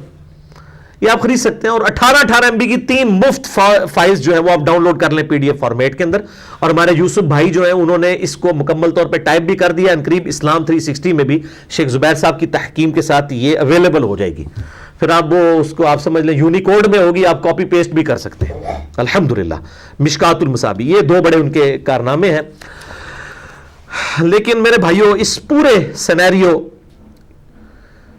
کا ایک تاریک پہلو بھی ہے, ایک تلخ حقیقت, بلکہ اس کو آپ سمجھ لیں کہ ایک گمراہ کن حقیقت, اس حوالے سے کہ منکرین حدیث کے خلاف جتنا بھی کام ہوا حجیت حدیث کے حوالے سے اور احادیث کے دفاع کے اعتبار سے جو علمی جہاد کیا گیا, اس میں ہمارے اہل سنت کے اہل الحدیث کے علماء سے بھی بعض معاملات میں غلوب ہو گیا. اور یہ نیچرل ہے, جب ایک نیریٹو کا کاؤنٹر نیریٹو کھڑا ہوتا ہے, جب ڈاکٹرائن کی اینٹی ڈاکٹرائن کھڑی ہوتی ہے تو غلوب دونوں طرف سے آ جاتا ہے. جیسے کہ آپ سنی شیعہ دیکھ لیں, یعنی یہ دونوں طرف غلوب پایا جاتا ہے. اور پھر انہوں نے حجیت حدیث کی آڑ میں قرآن حکیم کی توہین بھی کی. اور آپ اکثر ایسے علماء کو اور پبلک کو کہتا ہوا سنیں گے کہ جی قرآن پاک جو ہے یہ تو خود حدیث کا محتاج ہے. نعوذ باللہ من ذالک, آپ حدیث کے بغیر قرآن کو سمجھ ہی نہیں سکتے. تو میں یہ کہتا ہوں یہ بہت بڑی جرت ہے. قرآن پاک کسی حدیث کا محتاج نہیں ہے. قرآن حدیث کا محتاج نہیں ہے, بلکہ مسلمان حدیث کا محتاج ہے. یہ نبی صلی اللہ علیہ وآلہ وسلم کے سامنے کوئی اسٹیٹمنٹ دے دینا, جو ماشاءاللہ و شئتا کے اوپر بھی ڈانٹ دیتے تھے. نبی صلی اللہ علیہ وآلہ وسلم نے کہیں یہ بات ارشاد فرمائی ہے کہ قرآن حکیم میری احادیث کا محتاج رہے گا؟ یہ خود سے ایک ڈاکٹرائن کیوں کھڑی کرتے ہیں؟ آپ یہ کہیں کہ ہمیں قرآن کے بعض اعمال کو سمجھنے کے لیے حدیث کی محتاجی ہے. قرآن حکیم کا تو ٹاپک ہی عقیدہ ہے, اور میں یہ اکثر کہتا ہوں ایز فار ایز عقائد آر کنسرنڈ, قرآن حکیم کو کسی حدیث کی حاجت نہیں ہے. قرآن پاک عقائد میں پرفیکٹ بک ہے, یہی اس کا ٹاپک ہے. باقی جہاں تک اعمال سے ریلیٹڈ احکامات ہیں, عقائد کے جو احکامات ہیں وہ کمپلیٹ, جو اعمال سے ریلیٹڈ احکامات ہیں وہ تو خود قرآن نے ہمیں حدیث کی طرف گائیڈ کیا ہے, سنت کی طرف. من یطع الرسول فقد اطاع اللہ, جس نے رسول اللہ کی اطاعت کی گویا اس نے اللہ کی اطاعت کی. ٹھیک ہے جی. اور اسی طریقے سے لقد کان لکم فی رسول اللہ اسوۃ حسنہ, بے شک نبی صلی اللہ علیہ وآلہ وسلم کی مبارک زندگی میں تمہارے لیے اسوہ حسنہ ہے. پھر قل ان کنتم تحبون اللہ فاتبعونی یحببکم اللہ, اے محبوب صلی اللہ علیہ وآلہ وسلم ان سے فرما دیجئے اگر تم اللہ سے محبت کرتے ہو تو پھر میری اتباع کرو, پھر اللہ تم سے محبت کرے گا. تو اعمال کی بجاوری کے لیے سنت کی طرف, حدیث کی طرف خود سے ہمیں قرآن پاک نے گائیڈ کیا ہے. قرآن پاک کا ٹاپک عقیدہ تھا، اس لیے اس میں اسی پہ ایمفسائز کیا گیا. یہ اکثر کہتے ہیں نماز کا طریقہ نہیں آیا جی. بھائی قرآن حکیم نے کہاں دعویٰ کیا ہے کہ یہ نماز کے طریقے کے لیے نازل ہوئی ہے؟ وہ تو نماز کا طریقہ تو کسی ایک حدیث میں بھی نہیں سارا آیا ہوا. درجنوں حدیثیں جوڑ کے اور درجنوں کتابوں سے ہم پورا اس کا بلو پرنٹ بیان کرتے ہیں. تو اس قسم کے الفاظ بیان کرنا یہ میں سمجھتا ہوں صراحتاً جو ہے وہ توہین ہے. اور میں جب اس قسم کی باتیں کرتا ہوں پھر میرے خلاف اہل حدیث علماء کلپ چڑھا دیتے ہیں، جی یہ منکرین حدیث ہے، چھپا ہوا انکار حدیث کرنے والا ہے، یہ ہے وہ ہے. حالانکہ میں بھی چاہوں تو ان کے خلاف کلپ چڑھا سکتا ہوں کہ آپ منکرین قرآن ہیں. منکرین حدیث ہونا چھوٹا جرم ہے، منکرین قرآن ہونا بڑا جرم ہے.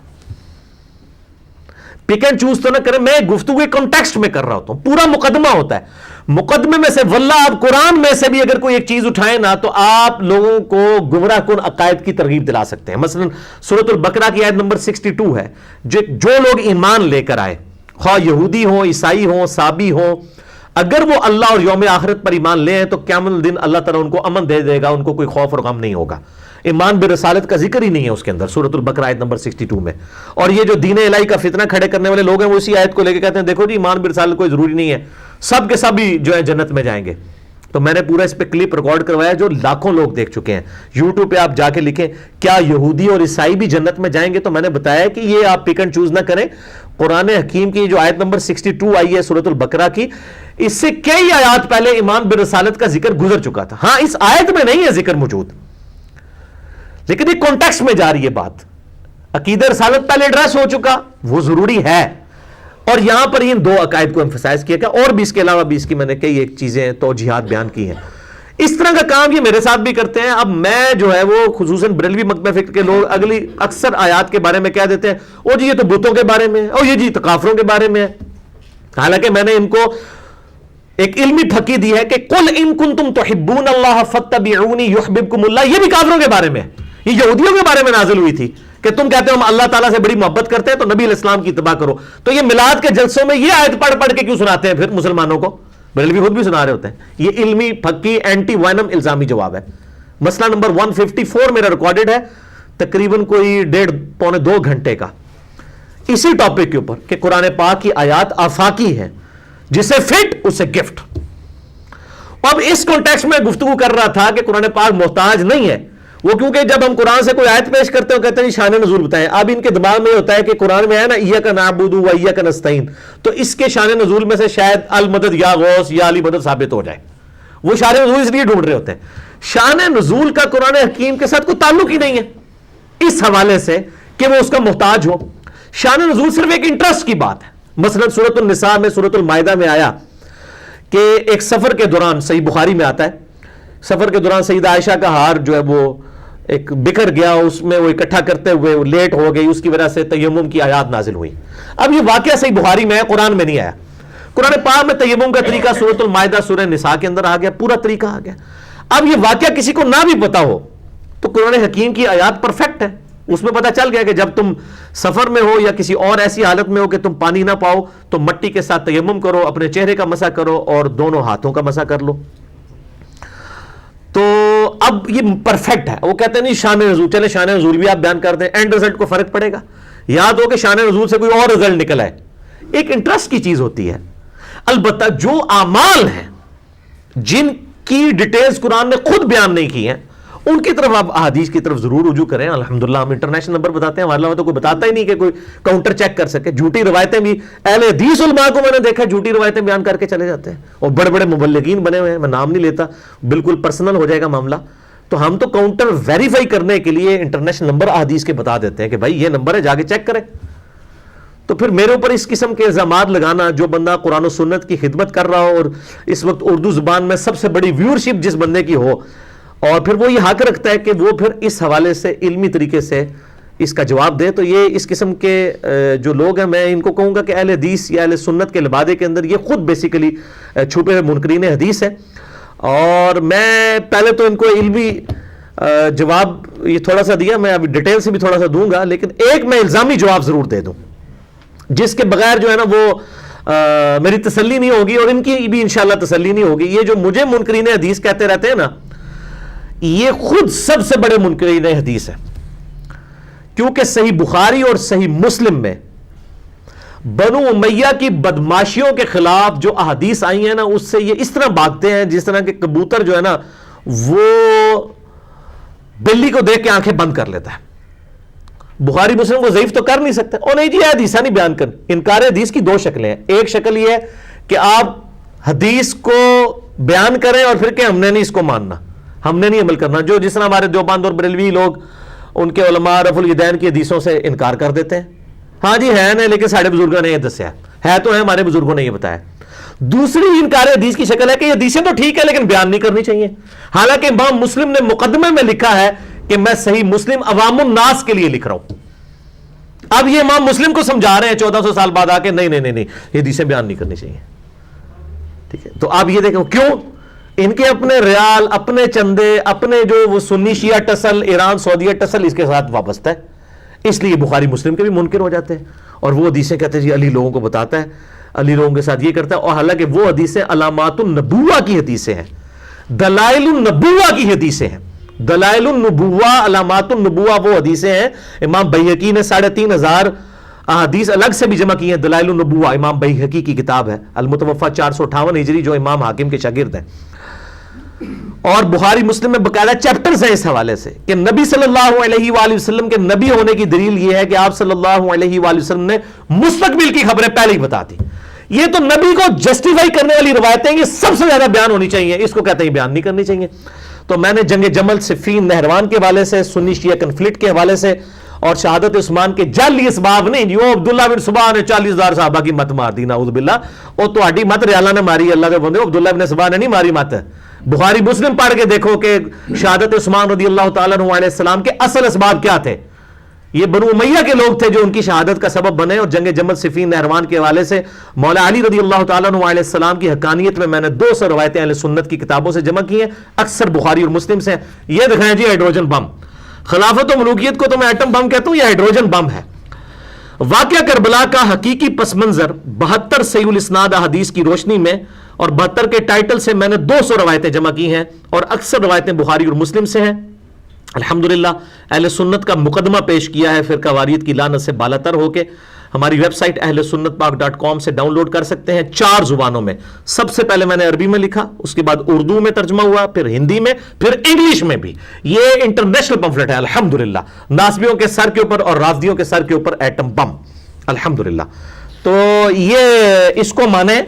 اور میں نے اس میں بڑے بڑے محدثین جو دور حاضر کے ان کی تحکیم لگائی ہے. شیخ البانی رحمہ اللہ تعالی، شیخ زبیل زئی رحمہ اللہ تعالی، شیخ شعیب ارنوت رحمہ اللہ تعالی، اور شیخ سلیم حسین اسد حافظہ اللہ تعالی، اور شیخ غلام مصطفیٰ ظہیر امن پوری ثم جیلمی حافظہ اللہ تعالی من الجنت والناس. تو ان کی تحکیم بھی میں نے اس کے اوپر لگائی ہوئی ہے. اور یہ پھر میرے خلاف یہ دوگلی پالیسی کرتا ہے. میں سارے محدثین کی تحکیم، بعض حدیثیں ایسی ہیں جس کو شیخ البانی صحیح کہتے ہیں، شیخ زبیر صاحب اس کو ضعیف کہتے ہیں، لیکن میں نے دونوں ڈال دیے تاکہ علم ایک جگہ جمع ہو جائے. تو یہ 200 روایتیں، ٹائٹل 72 کا میں نے شہدائے کربلا کی نسبت سے رکھا ہے. تو 72 سے زیادہ ہی ہیں، 72 کی ڈبل سے بھی زیادہ روایتیں ہیں. یہ دوگلی پالیسی نہیں ہے، علم کو ایک جگہ جمع کیا گیا ہے تاکہ جن لوگوں کے لیے شیخ البانی کی تحقیق حجت ہے وہ اس کو سمجھ لیں، جو شیخ زبیر صاحب کی تحقیق کو حجت. باقی یہ نہ بھی ہو، یہ پہلے رل کے اللہ کے بندے بخاری مسلم دی حدیث ضعیف ثابت کرو نا، پھر ہم بتائیں کہ یہ اہل حدیث نام لگایا ہوا ہے لیکن اندر سے منکرین حدیث ہیں. اکثر حدیثیں اس میں بخاری مسلم سے ہیں الحمدللہ. اب آ جائیے میرے بھائیو علمی جواب کی طرف، جس میں سے کچھ چیزیں میں نے ڈسکس کر لی کہ شان نزول کا قرآن محتاج نہیں ہے. شان نزول الگ چیز ہے، کانٹیکسٹ اور سیاق و سباق الگ چیز ہے. جو سیاق و سباق ہے وہ قرآن کے اندر موجود ہوتا ہے کہ کس کانٹیکسٹ میں بات ہو رہی ہے، اس کے بغیر بات نہیں سمجھ آتی. حدیث کے اندر جو چیزیں آئی ہیں وہ سیاق و سباق نہیں ہے، وہ شان نزول ہے. وہ ہو یا نہ ہو سے کوئی فرق نہیں پڑتا. مثلا میں ماڈرن ایج سے مثال دیتا ہوں کہ ٹریفک سگنل میں گرین کے اوپر چل پڑنا اور ریڈ کے اوپر رکنا، اس کا شان نزول کیا تھا کسی کے دماغ میں؟ کسی نے سوچا ہوگا گرینری جو ہے یہ اچھائی ہے اور یہ درخت خوبصورت لگتے ہیں، آنکھوں کو بھاتے ہیں، لہٰذا اس پہ چلیں، اور بلڈ کا کلر ریڈ ہے، یہ آیا ہوگا نا. اچھا یہ اگر اس کی وجہ سے ہو گیا تو کیا اس سے اینڈ رزلٹ پہ کوئی فرق پڑ گیا؟ اگر کسی کو یہ شان نزول نہ بھی پتا ہو تو کیا ٹریفک سگنل کے قوانین کو سمجھنے کے لیے شان نزول ضروری ہے؟ پھر بھی اس نے گرین پہ ہی چلنا ہے، ریڈ پہ رکنا ہے. یہ خام خواہ جو ہے ایک میں بیچ میں پک ڈالی ہوئی ہے اور یہ پخ پہلے تو ہمارے بریلوی دیوبندی علماء ڈالتے تھے، اب اہل حدیثوں نے بھی ڈالنی شروع کر دی ہے، حالانکہ یہ قرآن حکیم کی صراحتاً توہین ہے۔ قرآن حکیم اپنے شان نزول کا محتاج نہیں ہے، رہا سیاق و سباق وہ قرآن کے اندر موجود ہوتا ہے، کانٹیکسٹ موجود ہوتا ہے۔ شان نزول آپ انٹرسٹ کے طور پہ پڑھ بھی لیں تب بھی جو ہے وہ کوئی فرق نہیں پڑتا، اینڈ رزلٹ وہی رہتا ہے، جسے فٹ اسے گفٹ۔ او جی یہ جو آیات ہیں یہ بتوں کے بارے میں ہے، او جی یہ وہ ہے، تو میں نے اس پہ پورا مسئلہ 154 ریکارڈ کرایا، ورنہ 2 گھنٹے مجھے اور بولنا پڑتا۔ مسئلہ نمبر 154 میرا آپ دیکھ لیں کہ قرآن حکیم جو ہے وہ اس کی آیات آفاقی ہیں، جسے فٹ اسے گفٹ، البتہ کانٹیکسٹ کے ساتھ جو قرآن کے اندر ہے۔ یہ نہیں ہے کہ آؤٹ آف کانٹیکسٹ، جس طرح وہ وَلَوْ أَنَّهُمْ إِذْ ظَلَمُوا أَنفُسَهُمْ جَاءُوكَ کو لے کے وہ کہتے ہیں قبر رسول صلی اللہ علیہ وسلم پہ بھی جا کے آپ مانگ سکتے ہیں، اللہ تعالیٰ نے کہا جب یہ جانوں پہ ظلم کر لیں تو اے نبی آپ کے پاس آ جائیں۔ وہ میرا کلپ چڑھا ہوا ہے اس کے اوپر، کیا نبی صلی اللہ علیہ وآلہ وسلم سے قبر مبارک پہ جا کے مانگ سکتے ہیں؟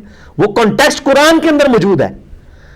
ہاں حدیثیں جو ضعیف ہیں انہوں نے بیڑا غرق ضرور کیا ہے، وہ حافظ ابن کثیر بھی اس میں ایک سورہ نساء کی آیت نمبر 64 کے کانٹیکسٹ میں ایک ضعیف روایت لے آئے، اس پہ ذوف کا حکم بھی نہیں لگایا کہ قبر رسول پہ جا کے صحابی نے مانگا یا رسول اللہ امت جو ہے ہلاک ہو گئی ہے بارش کے لیے دعا کریں، تو آپ ایک جگہ آتا ہے اندر سے آواز آئی، ایک جگہ آتا ہے خواب میں آسن کی۔ یہ پکی ضعیف روایت ہے، مصنف ابن ابی شیبہ کی، آمش مدلس ہے اور ان سے روایت کر رہا ہے، سما کی تصریح نہیں ہے، اور مسلم کے مقدمے میں ہے کہ مدلس کی ان والی روایت جو ہے بغیر سما کی تصریح کے ضعیف ہے۔ اور اس کے الٹ حدیث جو ہے وہ صحیح بخاری میں 1010 ہے، کتاب الاستسقاء چیپٹر میں، کہ سیدنا عمر فاروق رضی اللہ تعالیٰ عنہ علیہ السلام امیر المومنین کہتے ہیں اللہ جب تک تیرے نبی ہم میں موجود تھے اس وقت تک ہم ان کو توسل کے طور پہ لاتے تھے، یعنی ان کی دعا کی برکت سے بارش نازل ہوتی تھی، اب ہم ان کے بعد ان کے چچا کو لے کے آئے، ان کے چچا کی دعا کی برکت سے بارش ہم پہ نازل فرما۔ یہ ہے وسیلہ شخصی جو زندہ سامنے موجود ہے، جو قبر میں زندہ موجود ہے، آخرت کی زندگی کے ساتھ اس کے ساتھ کمیونیکیشن نہیں ہوگی۔ حالانکہ حضرت عمر ان لوگوں میں سے ہیں جنہوں نے صلح حدیبیہ کے موقع پہ، بخاری مسلم میں آتا ہے، حضور کو پیالہ پیش کیا تھا، آپ کے مبارک انگلیوں سے پانی کے چشمے جاری ہوئے تھے، الحمدللہ ہزاروں صحابہ نے پانی پیا تھا، تقریباً 1500 صحابہ تھے، اور جابر بن عبداللہ کہتے ہیں ہم 1,00,000 بھی ہوتے تو پانی زیادہ تھا۔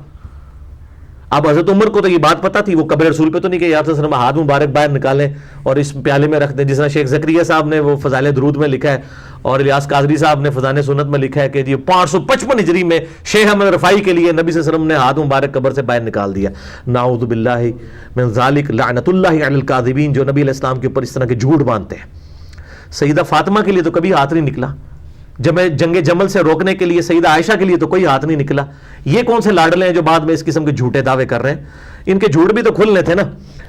تو بہرحال کانٹیکسٹ قرآن کے اندر موجود ہوتا ہے، اور یہاں پہ یہ بھی بات یاد رکھیں میرے بھائیوں، قرآن باللفظ محفوظ ہے، وہی مطلوب جس کی تلاوت کی جاتی ہے، حدیث بالمفہوم ہے، اسی لیے اکثر اصحاب بیان کرتے ہوئے اینڈ پہ کہتے ہیں او کما قال علیہ السلام، یا جیسے نبی علیہ السلام نے فرمایا تھا، بالمفہوم بات ہے۔ کچھ حدیثیں باللفظ بھی ہیں، وہی غیر مطلوب جس کی تلاوت نہیں کی جاتی۔ بار مسئلہ نمبر 115 ہے میرا، حفاظت قرآن کا معجزہ اور سنی شیعہ کے اختلاف کا تحقیقی جائزہ، اس میں میں نے ڈیٹیل کے ساتھ اس پہ گفتگو کی ہے۔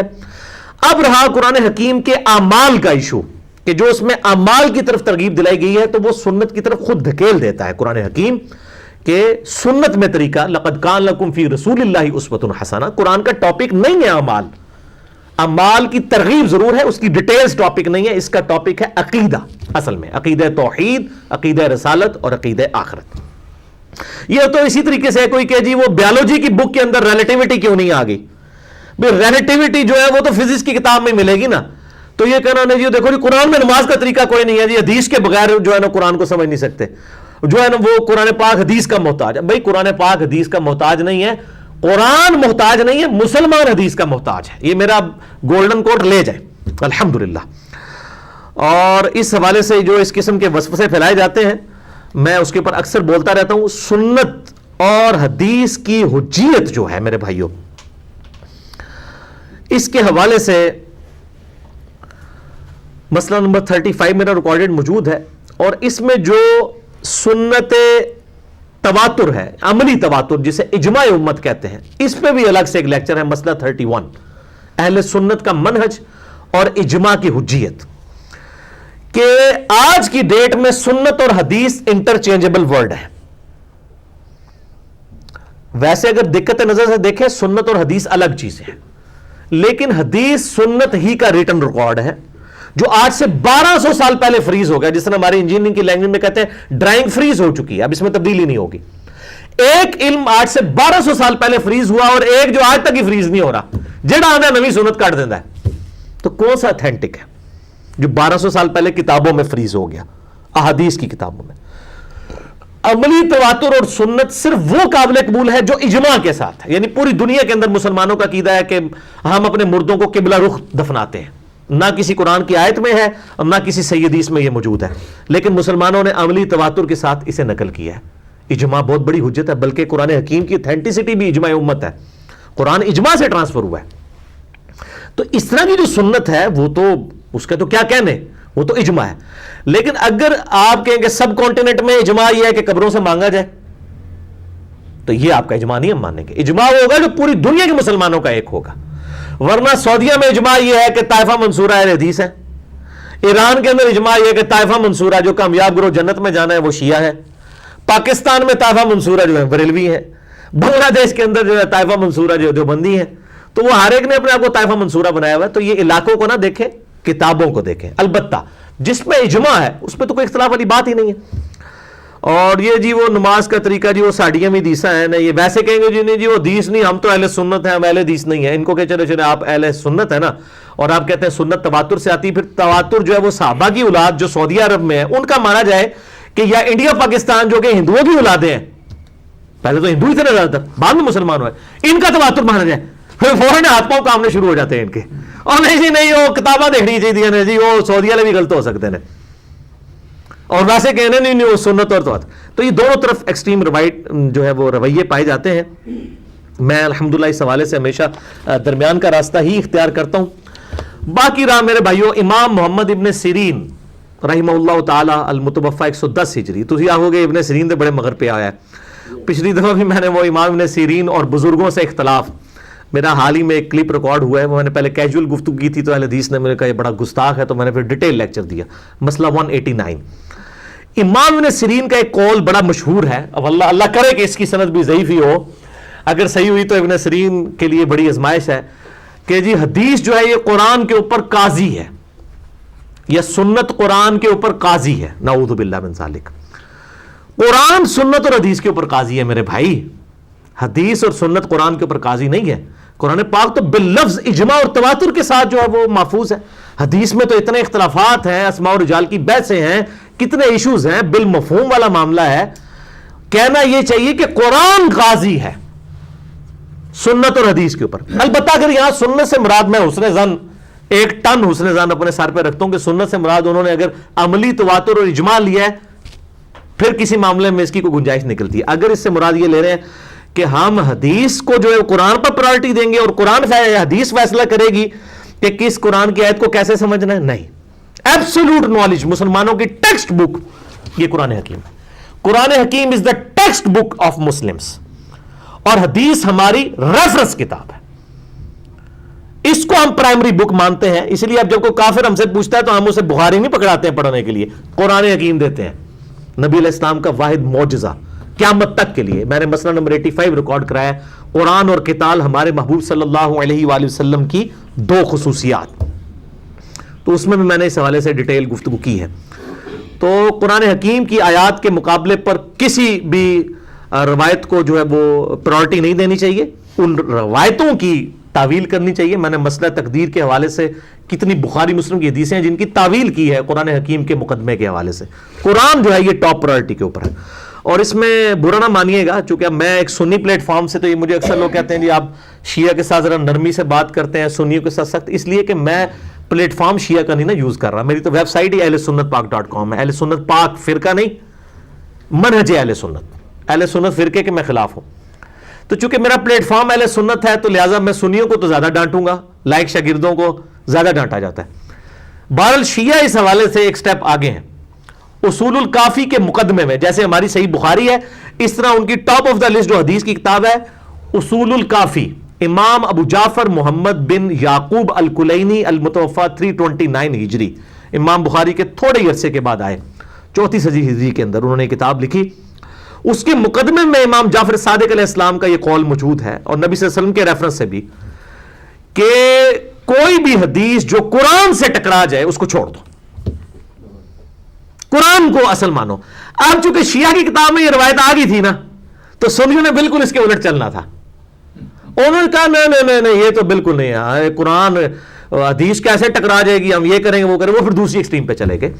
میں بھی اس میں، اور میں تو اس کو شیعہ کی دعوت کے لیے استعمال کرتا ہوں. میں کہتا ہوں دیکھیں قرآن میں آیا ایاک نعبد و ایاک نستعین، عبادت بھی اللہ کی، دعا بھی اللہ ہی سے، مدد بھی اللہ ہی سے مانگنی ہے. ایک تو ظاہر اس بات میں آپ کسی سے بھی لے لیں، وتعاونوا علی البر والتقوی ولا تعاونوا علی الاثم والعدوان. لیکن ایک ہے غائب میں پکارنا، کہ ایک بندہ جو ہے بغداد کے اندر قبر کے اندر آپ کہتے ہیں مجھے پانی پلا دے، مجھے پانی پلا دے. ایک بندہ سامنے بیٹھا ہے، اس سے تو آپ پانی مانگ سکتے ہیں، قرآن میں حکم ہے، یہ اسباب ہے. لیکن غائب میں پکارنا یہ تو اللہ کے ساتھ خاص ہے. تو میں کہتا ہوں کہ یا علی مدد پہ 1000 حدیثیں بھی کوئی لے آئے نا، یا غوث پاک مدد کے اوپر، تو قرآن پاک سے ٹکرا رہی ہیں. لہٰذا ایاک نستعین کے تحت اور باقی آیات کے تحت وہ باطل ہے. میں تو اس کو دعوت کے لیے ایسٹ سمجھتا ہوں. اصول الکافی کی یہ جو روایت ہے، میں یہ سمجھتا ہوں کہ یہ ایک گولڈن کوٹ ہے کہ کوئی بھی حدیث جو قرآن پاک سے ٹکراتی ہو اس کو بالکل ایکسپٹ نہ کیا جائے. لیکن یہ ٹکرانے کا فیصلہ ہر ایرے غیر نتھو خیرے نے نہیں کرنا، اہل علم کا کام ہے. اور اہل علم سے آپ علماء نہ سمجھیے گا ڈگریوں والے، ان بیچاروں کو تو اس روایتوں کا ہی نہیں پتا ہوتا. جن کے پاس واقعی علم ہے، ڈگری کی بجائے علم ہے، اور اگر ڈگری ہے تو وہ سونے پہ سہاگا ہے. پہلی چیز علم ہے. وہ لوگ فیصلہ کریں گے. جہاں پہ تعویل ممکن ہے تو کریں گے. میرا ایک پورا کلپ ہے جو لاکھوں لوگ دیکھ چکے ہیں، کیا صحیح بخاری 100% صحیح ہے، یہ آپ یوٹیوب پہ لکھیں کھل جائے گا، جس میں نے منکرین حدیث کو لاجیکل آنسر دیے ہیں کہ قرآن پاک میں بھی ایسے واقعات موجود ہیں کہ جن لاجکس کے اوپر آپ بخاری مسلم کا مذاق اڑاتے ہو نا، اگر یہ واقعات بخاری مسلم میں ہوتے آپ ان کا بھی مذاق اڑاتے ہیں. آپ کی مجبوری ہے، قرآن کی وجہ سے آپ مانتے ہیں. وہ بھی دوسری ایکسٹریم کو گئے ہوئے ہیں، میں ان کو نہیں سپورٹ کر رہا. لیکن یہاں پہ بھی صرف روایت پرستی چل رہی ہوتی ہے، درایت کو نہیں دیکھا جاتا. درایت کو بھی دیکھا جائے، اور روایت اگر اصول محدثین پر صحیح ہو اس کی تعویل کر لی جائے. میں نہیں کہتا اس کو آپ زبردستی ریجیکٹ کر دیں یا ضعیف ڈکلیئر کر دیں، تعویل کریں.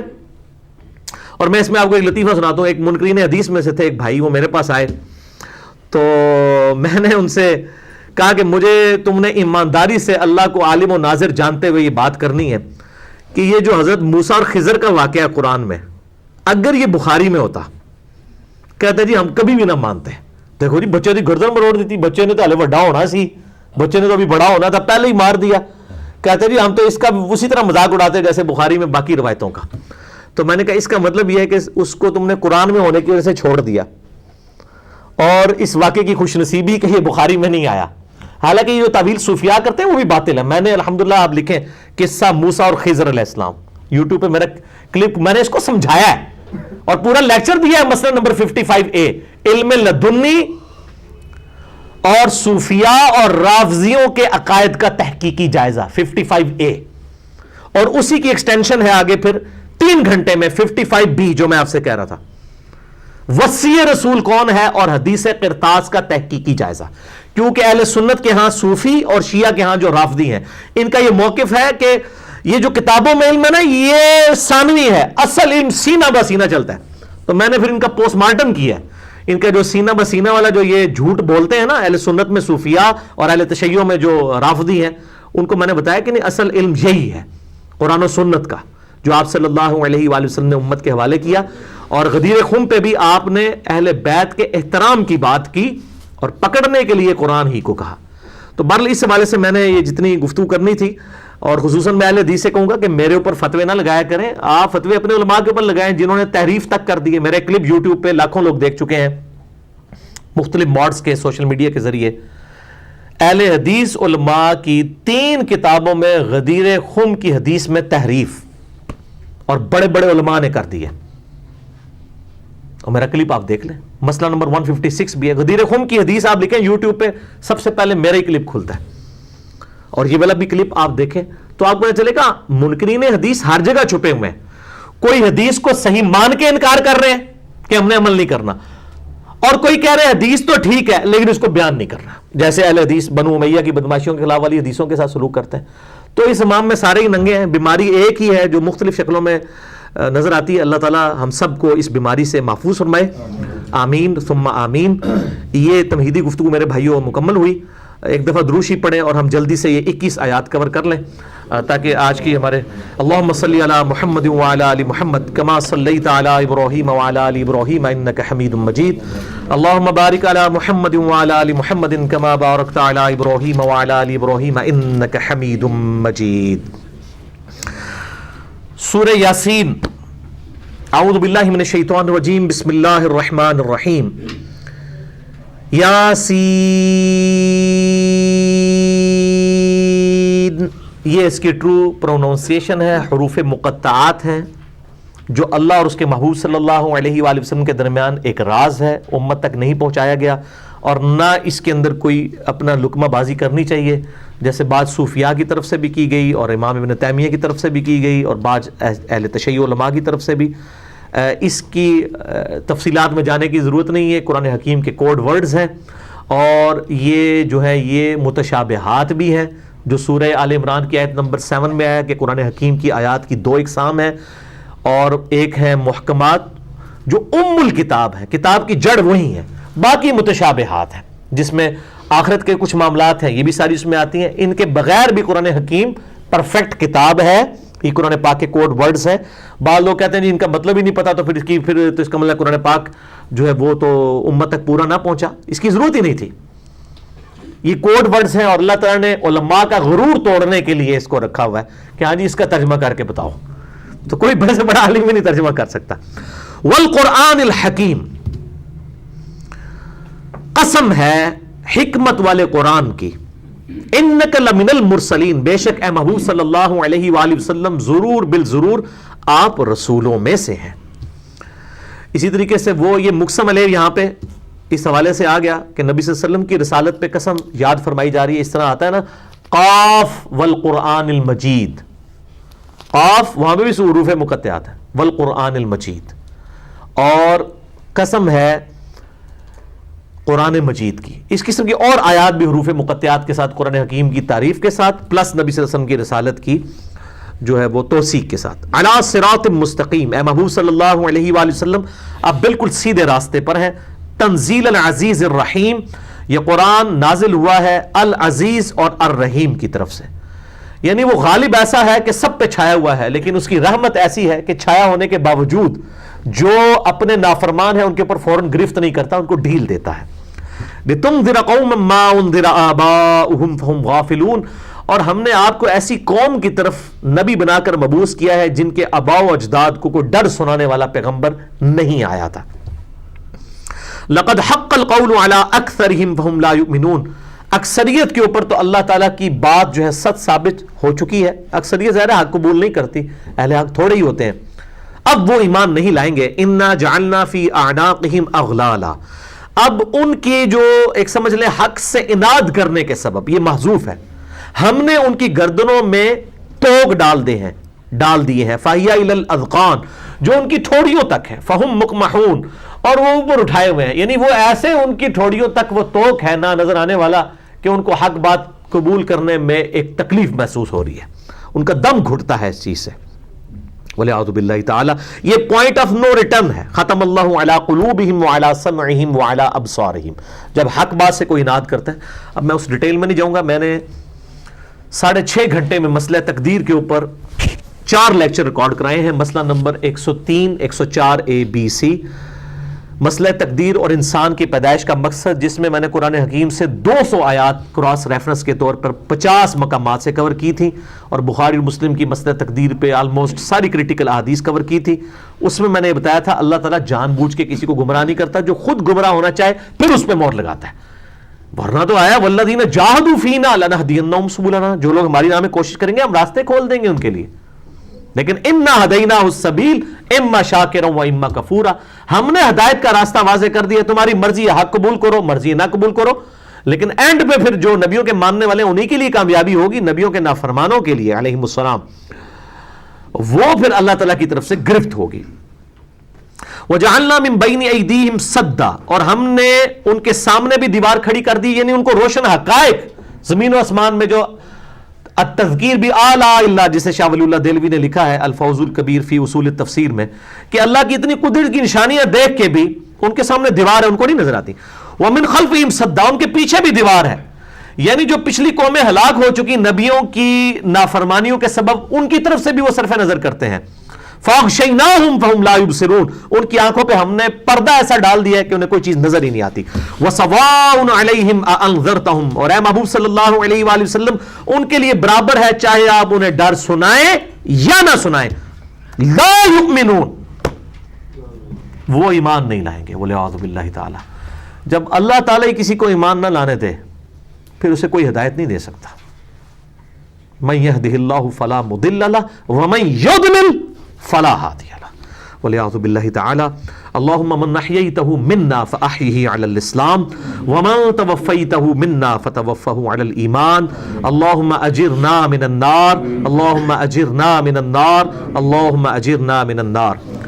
انما تنذر من اتبع الذکر. اے محبوب صلی اللہ علیہ وآلہ وسلم آپ تو اسی کو وصیت کر سکتے ہیں، اسی کو نصیحت اور تذکیر کر سکتے ہیں جو قرآن پاک کے معاملے میں ڈرتا ہے، جو قرآن پاک کے معاملے میں ڈرتا ہے. وَخَشِيَ الرَّحْمَنَ بِالْغَيْبِ، رحمان سے غیب میں ڈرتا ہے، آپ اس کو ڈر سنا سکتے ہیں.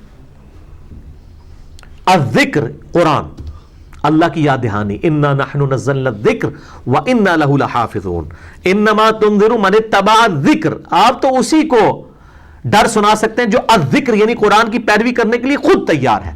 وَخَشِيَ الرَّحْمَنَ بِالْغَيْبِ، اور رحمان سے ڈرتا ہے بن دیکھے. فَبَشِّرْهُ بِمَغْفِرَةٍ وَأَجْرٍ كَرِيمٍ، ایسے لوگوں کو آپ مغفرت کی بشارت دے دیجئے اور نہ ختم ہونے والے اجر کی. یعنی دیکھ کے تو سب نے مان لینا ہے، بغیر دیکھے ان الذین یخشون ربهم بالغیب لہم مغفرۃ واجر کبیر، جو سورۃ الملک میں ہے. جو بغیر دیکھے رب سے ڈرتے ہیں ان کے لیے اجر کبیر ہے اور مغفرت ہے. انا نحن نحیی الموتى، بے شک ہم ہی مردوں کو زندہ کریں گے. ونکتب ما قدموا وآثارهم، اور جو یہ اعمال کر رہے ہیں اور جو چھوڑ کے جا رہے ہیں وہ ہم لکھ رہے ہیں. یعنی کسی نے اگر آگے اعمال بھیجے ہیں اپنی زندگی میں کر کے وہ بھی ہم نے لکھ لیے، اور جو پیچھے صدقہ جاریہ کے طور پہ نیک اولاد چھوڑ گیا یا کوئی نیکی کا کام کر کے چلا گیا، مسئلہ نمبر 74 میرا اصحاح ثواب پہ ریکارڈڈ ہے، اس میں میں نے ڈیٹیل سے یہ کام بتائے ہیں. وَكُلَّ شَيْءٍ أَحْصَيْنَاهُ فِي إِمَامٍ مُبِينٍ، اور یہ ہر چیز ہم نے ایک بہت بڑی کتاب کے اندر لکھ لی ہے. امام مبین وہ کتاب لوح محفوظ ہے جس کے اندر ہم نے یہ ساری ٹائنیز ڈیٹیل تک لکھ لی ہے. اب میرے بھائیوں آگے سے سیدنا عیسیٰ علی نبینا وعلیہ الصلوۃ والسلام کے جو دو فرستادے تھے، جو ان کے دو اصحاب تھے بھیجے ہوئے، اور ان کے بعد تیسرے کے ذریعے اللہ تعالیٰ نے ان کو تقویت دی، ان کا ذکر آ رہا ہے. وَضْرِبْ لَهُمْ مَثَلًا أَصْحَابَ الْقَرْيَةِ. اے محمود صلی اللہ علیہ وآلہ وسلم اپنی اس قوم سے، اپنی امت سے بیان کیجئے ان گاؤں کے رہنے والے لوگوں کی مثال. اذ جاء المرسلون، کہ جن کے پاس آئے ہمارے فرستادے رسول. یہ رسول ہو سکتا ہے، عین ممکن ہے کہ اللہ تعالیٰ کے پیغمبر ہوں، اور عین ممکن ہے کہ اللہ تعالیٰ کے پیغمبروں کے آگے سے میسنجرز ہوں. اذ ارسلنا الیہم اثنین، جبکہ ہم نے تیسرے کے ذریعے ان کو تقویت دی. فکذبوہما فعززنا، اذ ارسلنا الیہم اثنین، جبکہ ہم نے وہ دو رسول جو بھیجے ان کی طرف.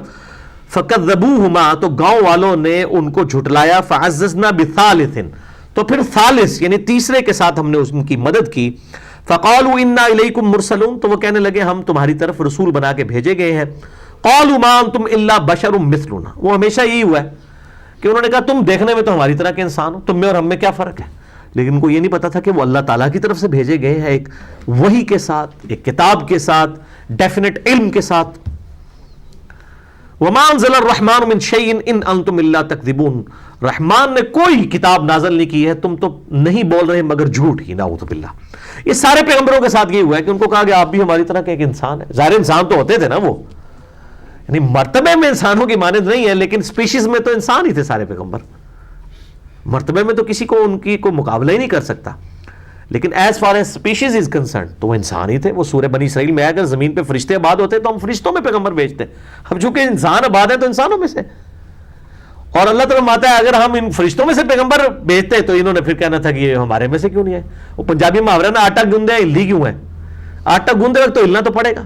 سب سے آئیڈیل پوزیشن یہی تھی کہ انبیاء انسانوں میں آتے تاکہ انسانوں کے لیے رول ماڈل بنتے. اگر فرشتے ہوتے تو ہم کہتے ہیں ہاں جی اس کو کیا پتا ہے جب کسی کی بیٹی کو طلاق ہوتی ہے تو کیا تکلیف ہوتی ہے. اب کوئی ہمارے محبوب صلی اللہ علیہ وآلہ وسلم کو تو یہ نہیں کہہ سکتا نا، جن کی 2 بیٹیوں کو ایک دن میں طلاق ہوئی، جن کو 3 جوان بیٹیاں فوت ہونے کے بعد اپنے ہاتھوں سے دفنانی پڑی، اگر کوئی فرشتہ ہوتا تو اس کی اولاد ہی نہ ہوتی، تو یہ کہتے یار یہ ہمارا آئیڈیل کیسے ہو سکتا ہے، اس کو تو اس تکلیف سے نہیں گزرنا پڑا۔ طائف میں پتھر پڑے، صحیح مسلم میں آتا ہے، پاؤں مبارک جو ہے وہ خون سے بھر گئی، جوتیاں بھی۔ تو آپ سے وہ تمام چیزوں سے گزارے گئے نا، اسی لیے رول ماڈل ہے نا امت کے لیے۔ تو پیغمبر بشر ہی ہوتے ہیں، لیکن ہمارے محبوب صلی اللہ علیہ وآلہ وسلم کو اللہ تعالیٰ نے افضل البشر بنایا اور معراج کروائی۔ قالوا ربنا یعلم انا الیکم لمرسلون، انہوں نے کہا ہمارا رب خوب جانتا ہے، تم نہ بھی مانو کہ ہم بالضرور پیغمبر بنا کے تمہاری طرف بھیجے گئے ہیں۔ وما علینا الا البلاغ المبین، یہ جو ہم بھی ہر لیکچر کے اینڈ پہ کہتے ہیں کہ گھول کے ہم نے نہیں کسی کو داخل کرنا حق اس کی ذہن کے اندر یا دماغ میں، ہمارا کام تو نہیں پہنچا دینا، اب تم قبول کرتے تو ٹھیک، نہیں تو جانا ہے جہنم میں جاؤ، خود جاؤ گے۔ جیسا کہ سورۃ البقرہ میں آیا محبوب صلی اللہ علیہ وآلہ وسلم ہم آپ سے نہیں پوچھیں گے دوستیوں کے بارے میں کہ آپ کو پیغمبر بنا کے بھیجا تو اتنے لوگ دوزخ میں کیوں پہنچ گئے، آپ کا کام صرف بات پہنچانا ہے۔ فذکر بالقرآن من یخاف وعید، قرآن سے آپ لوگوں کو تذکیر کریں جو اللہ کی دھمکی سے ڈر جائے۔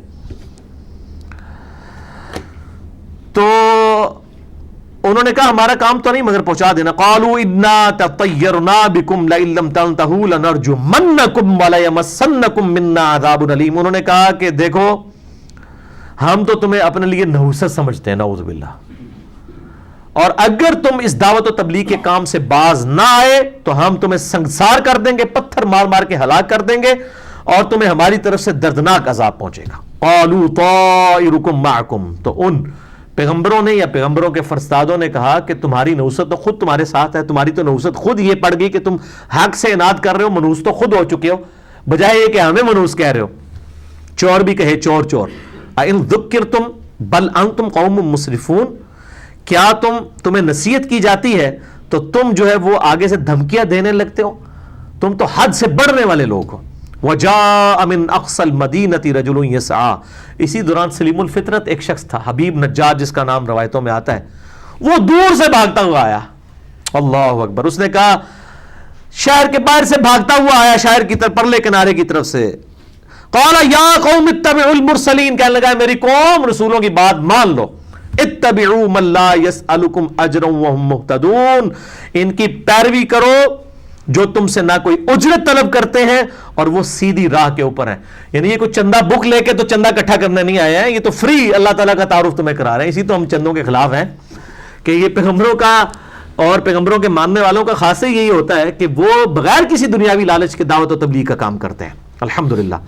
تو یہ حبیب نجار کا واقعہ انشاءاللہ اگلی دفعہ پھر اس شخص کو پھر ان بستی کے لوگوں نے بجائے اس کی بات قبول کرتے اسے بے دردی کے ساتھ شہید کر دیا، اور اس شہید کرنے کے سبب اس قوم کے اوپر اللہ تعالیٰ کی طرف سے عذاب آیا، اور اللہ تعالیٰ نے فرمایا کہ وہ مرتے ہی جنت میں داخل کر دیا گیا۔ ظاہر ہے عالم برزخ یا قبر جنت کے باغوں میں سے ایک باغ یا دوزخ کے گڑھوں میں سے ایک گڑھ ہے، اور وہ جنت میں پہنچ کے بھی جو اس نے الفاظ استعمال کیے وہ قرآن نے نقل کیے ہیں، کاش میری قوم جان لیتی، یعنی کوئی میری قوم کو جا کے بتا دے کہ مرنے کے بعد ہمیشہ کی کامیابیاں مقدر ہیں کہ وہ پیغمبروں کی دعوت قبول کر لے۔ تو اللہ تعالیٰ نے یہی سب کچھ ادھر بھی ہونا ہے۔ روزانہ 1.25 لاکھ کے قریب لوگ 24 گھنٹے میں مرتے ہیں، اس میں سے 40,000 کے قریب مسلمان ہوتے ہیں، تو یہ 40,000 میں سے آپ سمجھ سکتے ہیں کہ اللہ معافی دے 39,000 سے زیادہ لوگ مر کے بھی یہی کہہ رہے ہوتے ہیں کاش میرے پچھلوں کو پتہ چل جائے، اور باقی جو کافر ہیں ان کو تو چھوڑ ہی دیں، وَلِعَوْذُ بِاللَّهِ تعالی۔ اللہ تعالیٰ سے دعا ہے کہ جو حق بات میں نے کہی اللہ تعالیٰ ہمارے دلوں میں راسخ فرمائے، اگر جذبات میں میرے منہ سے کوئی غلط بات نکل گئی تو اللہ تعالیٰ ہمارے دلوں سے ہی معاف کر دے، ہمیں کتاب و سنت کی تعلیمات پر عمل کر کے دوسرے بھائیوں تک پہنچانے کی توفیق عطا فرمائے۔ سبحانک اللہم و بحمدک، اشہد ان لا الہ الا انت، استغفرک و اتوب الیک، وما علینا الا البلاغ المبین۔ جزاکم اللہ خیرا۔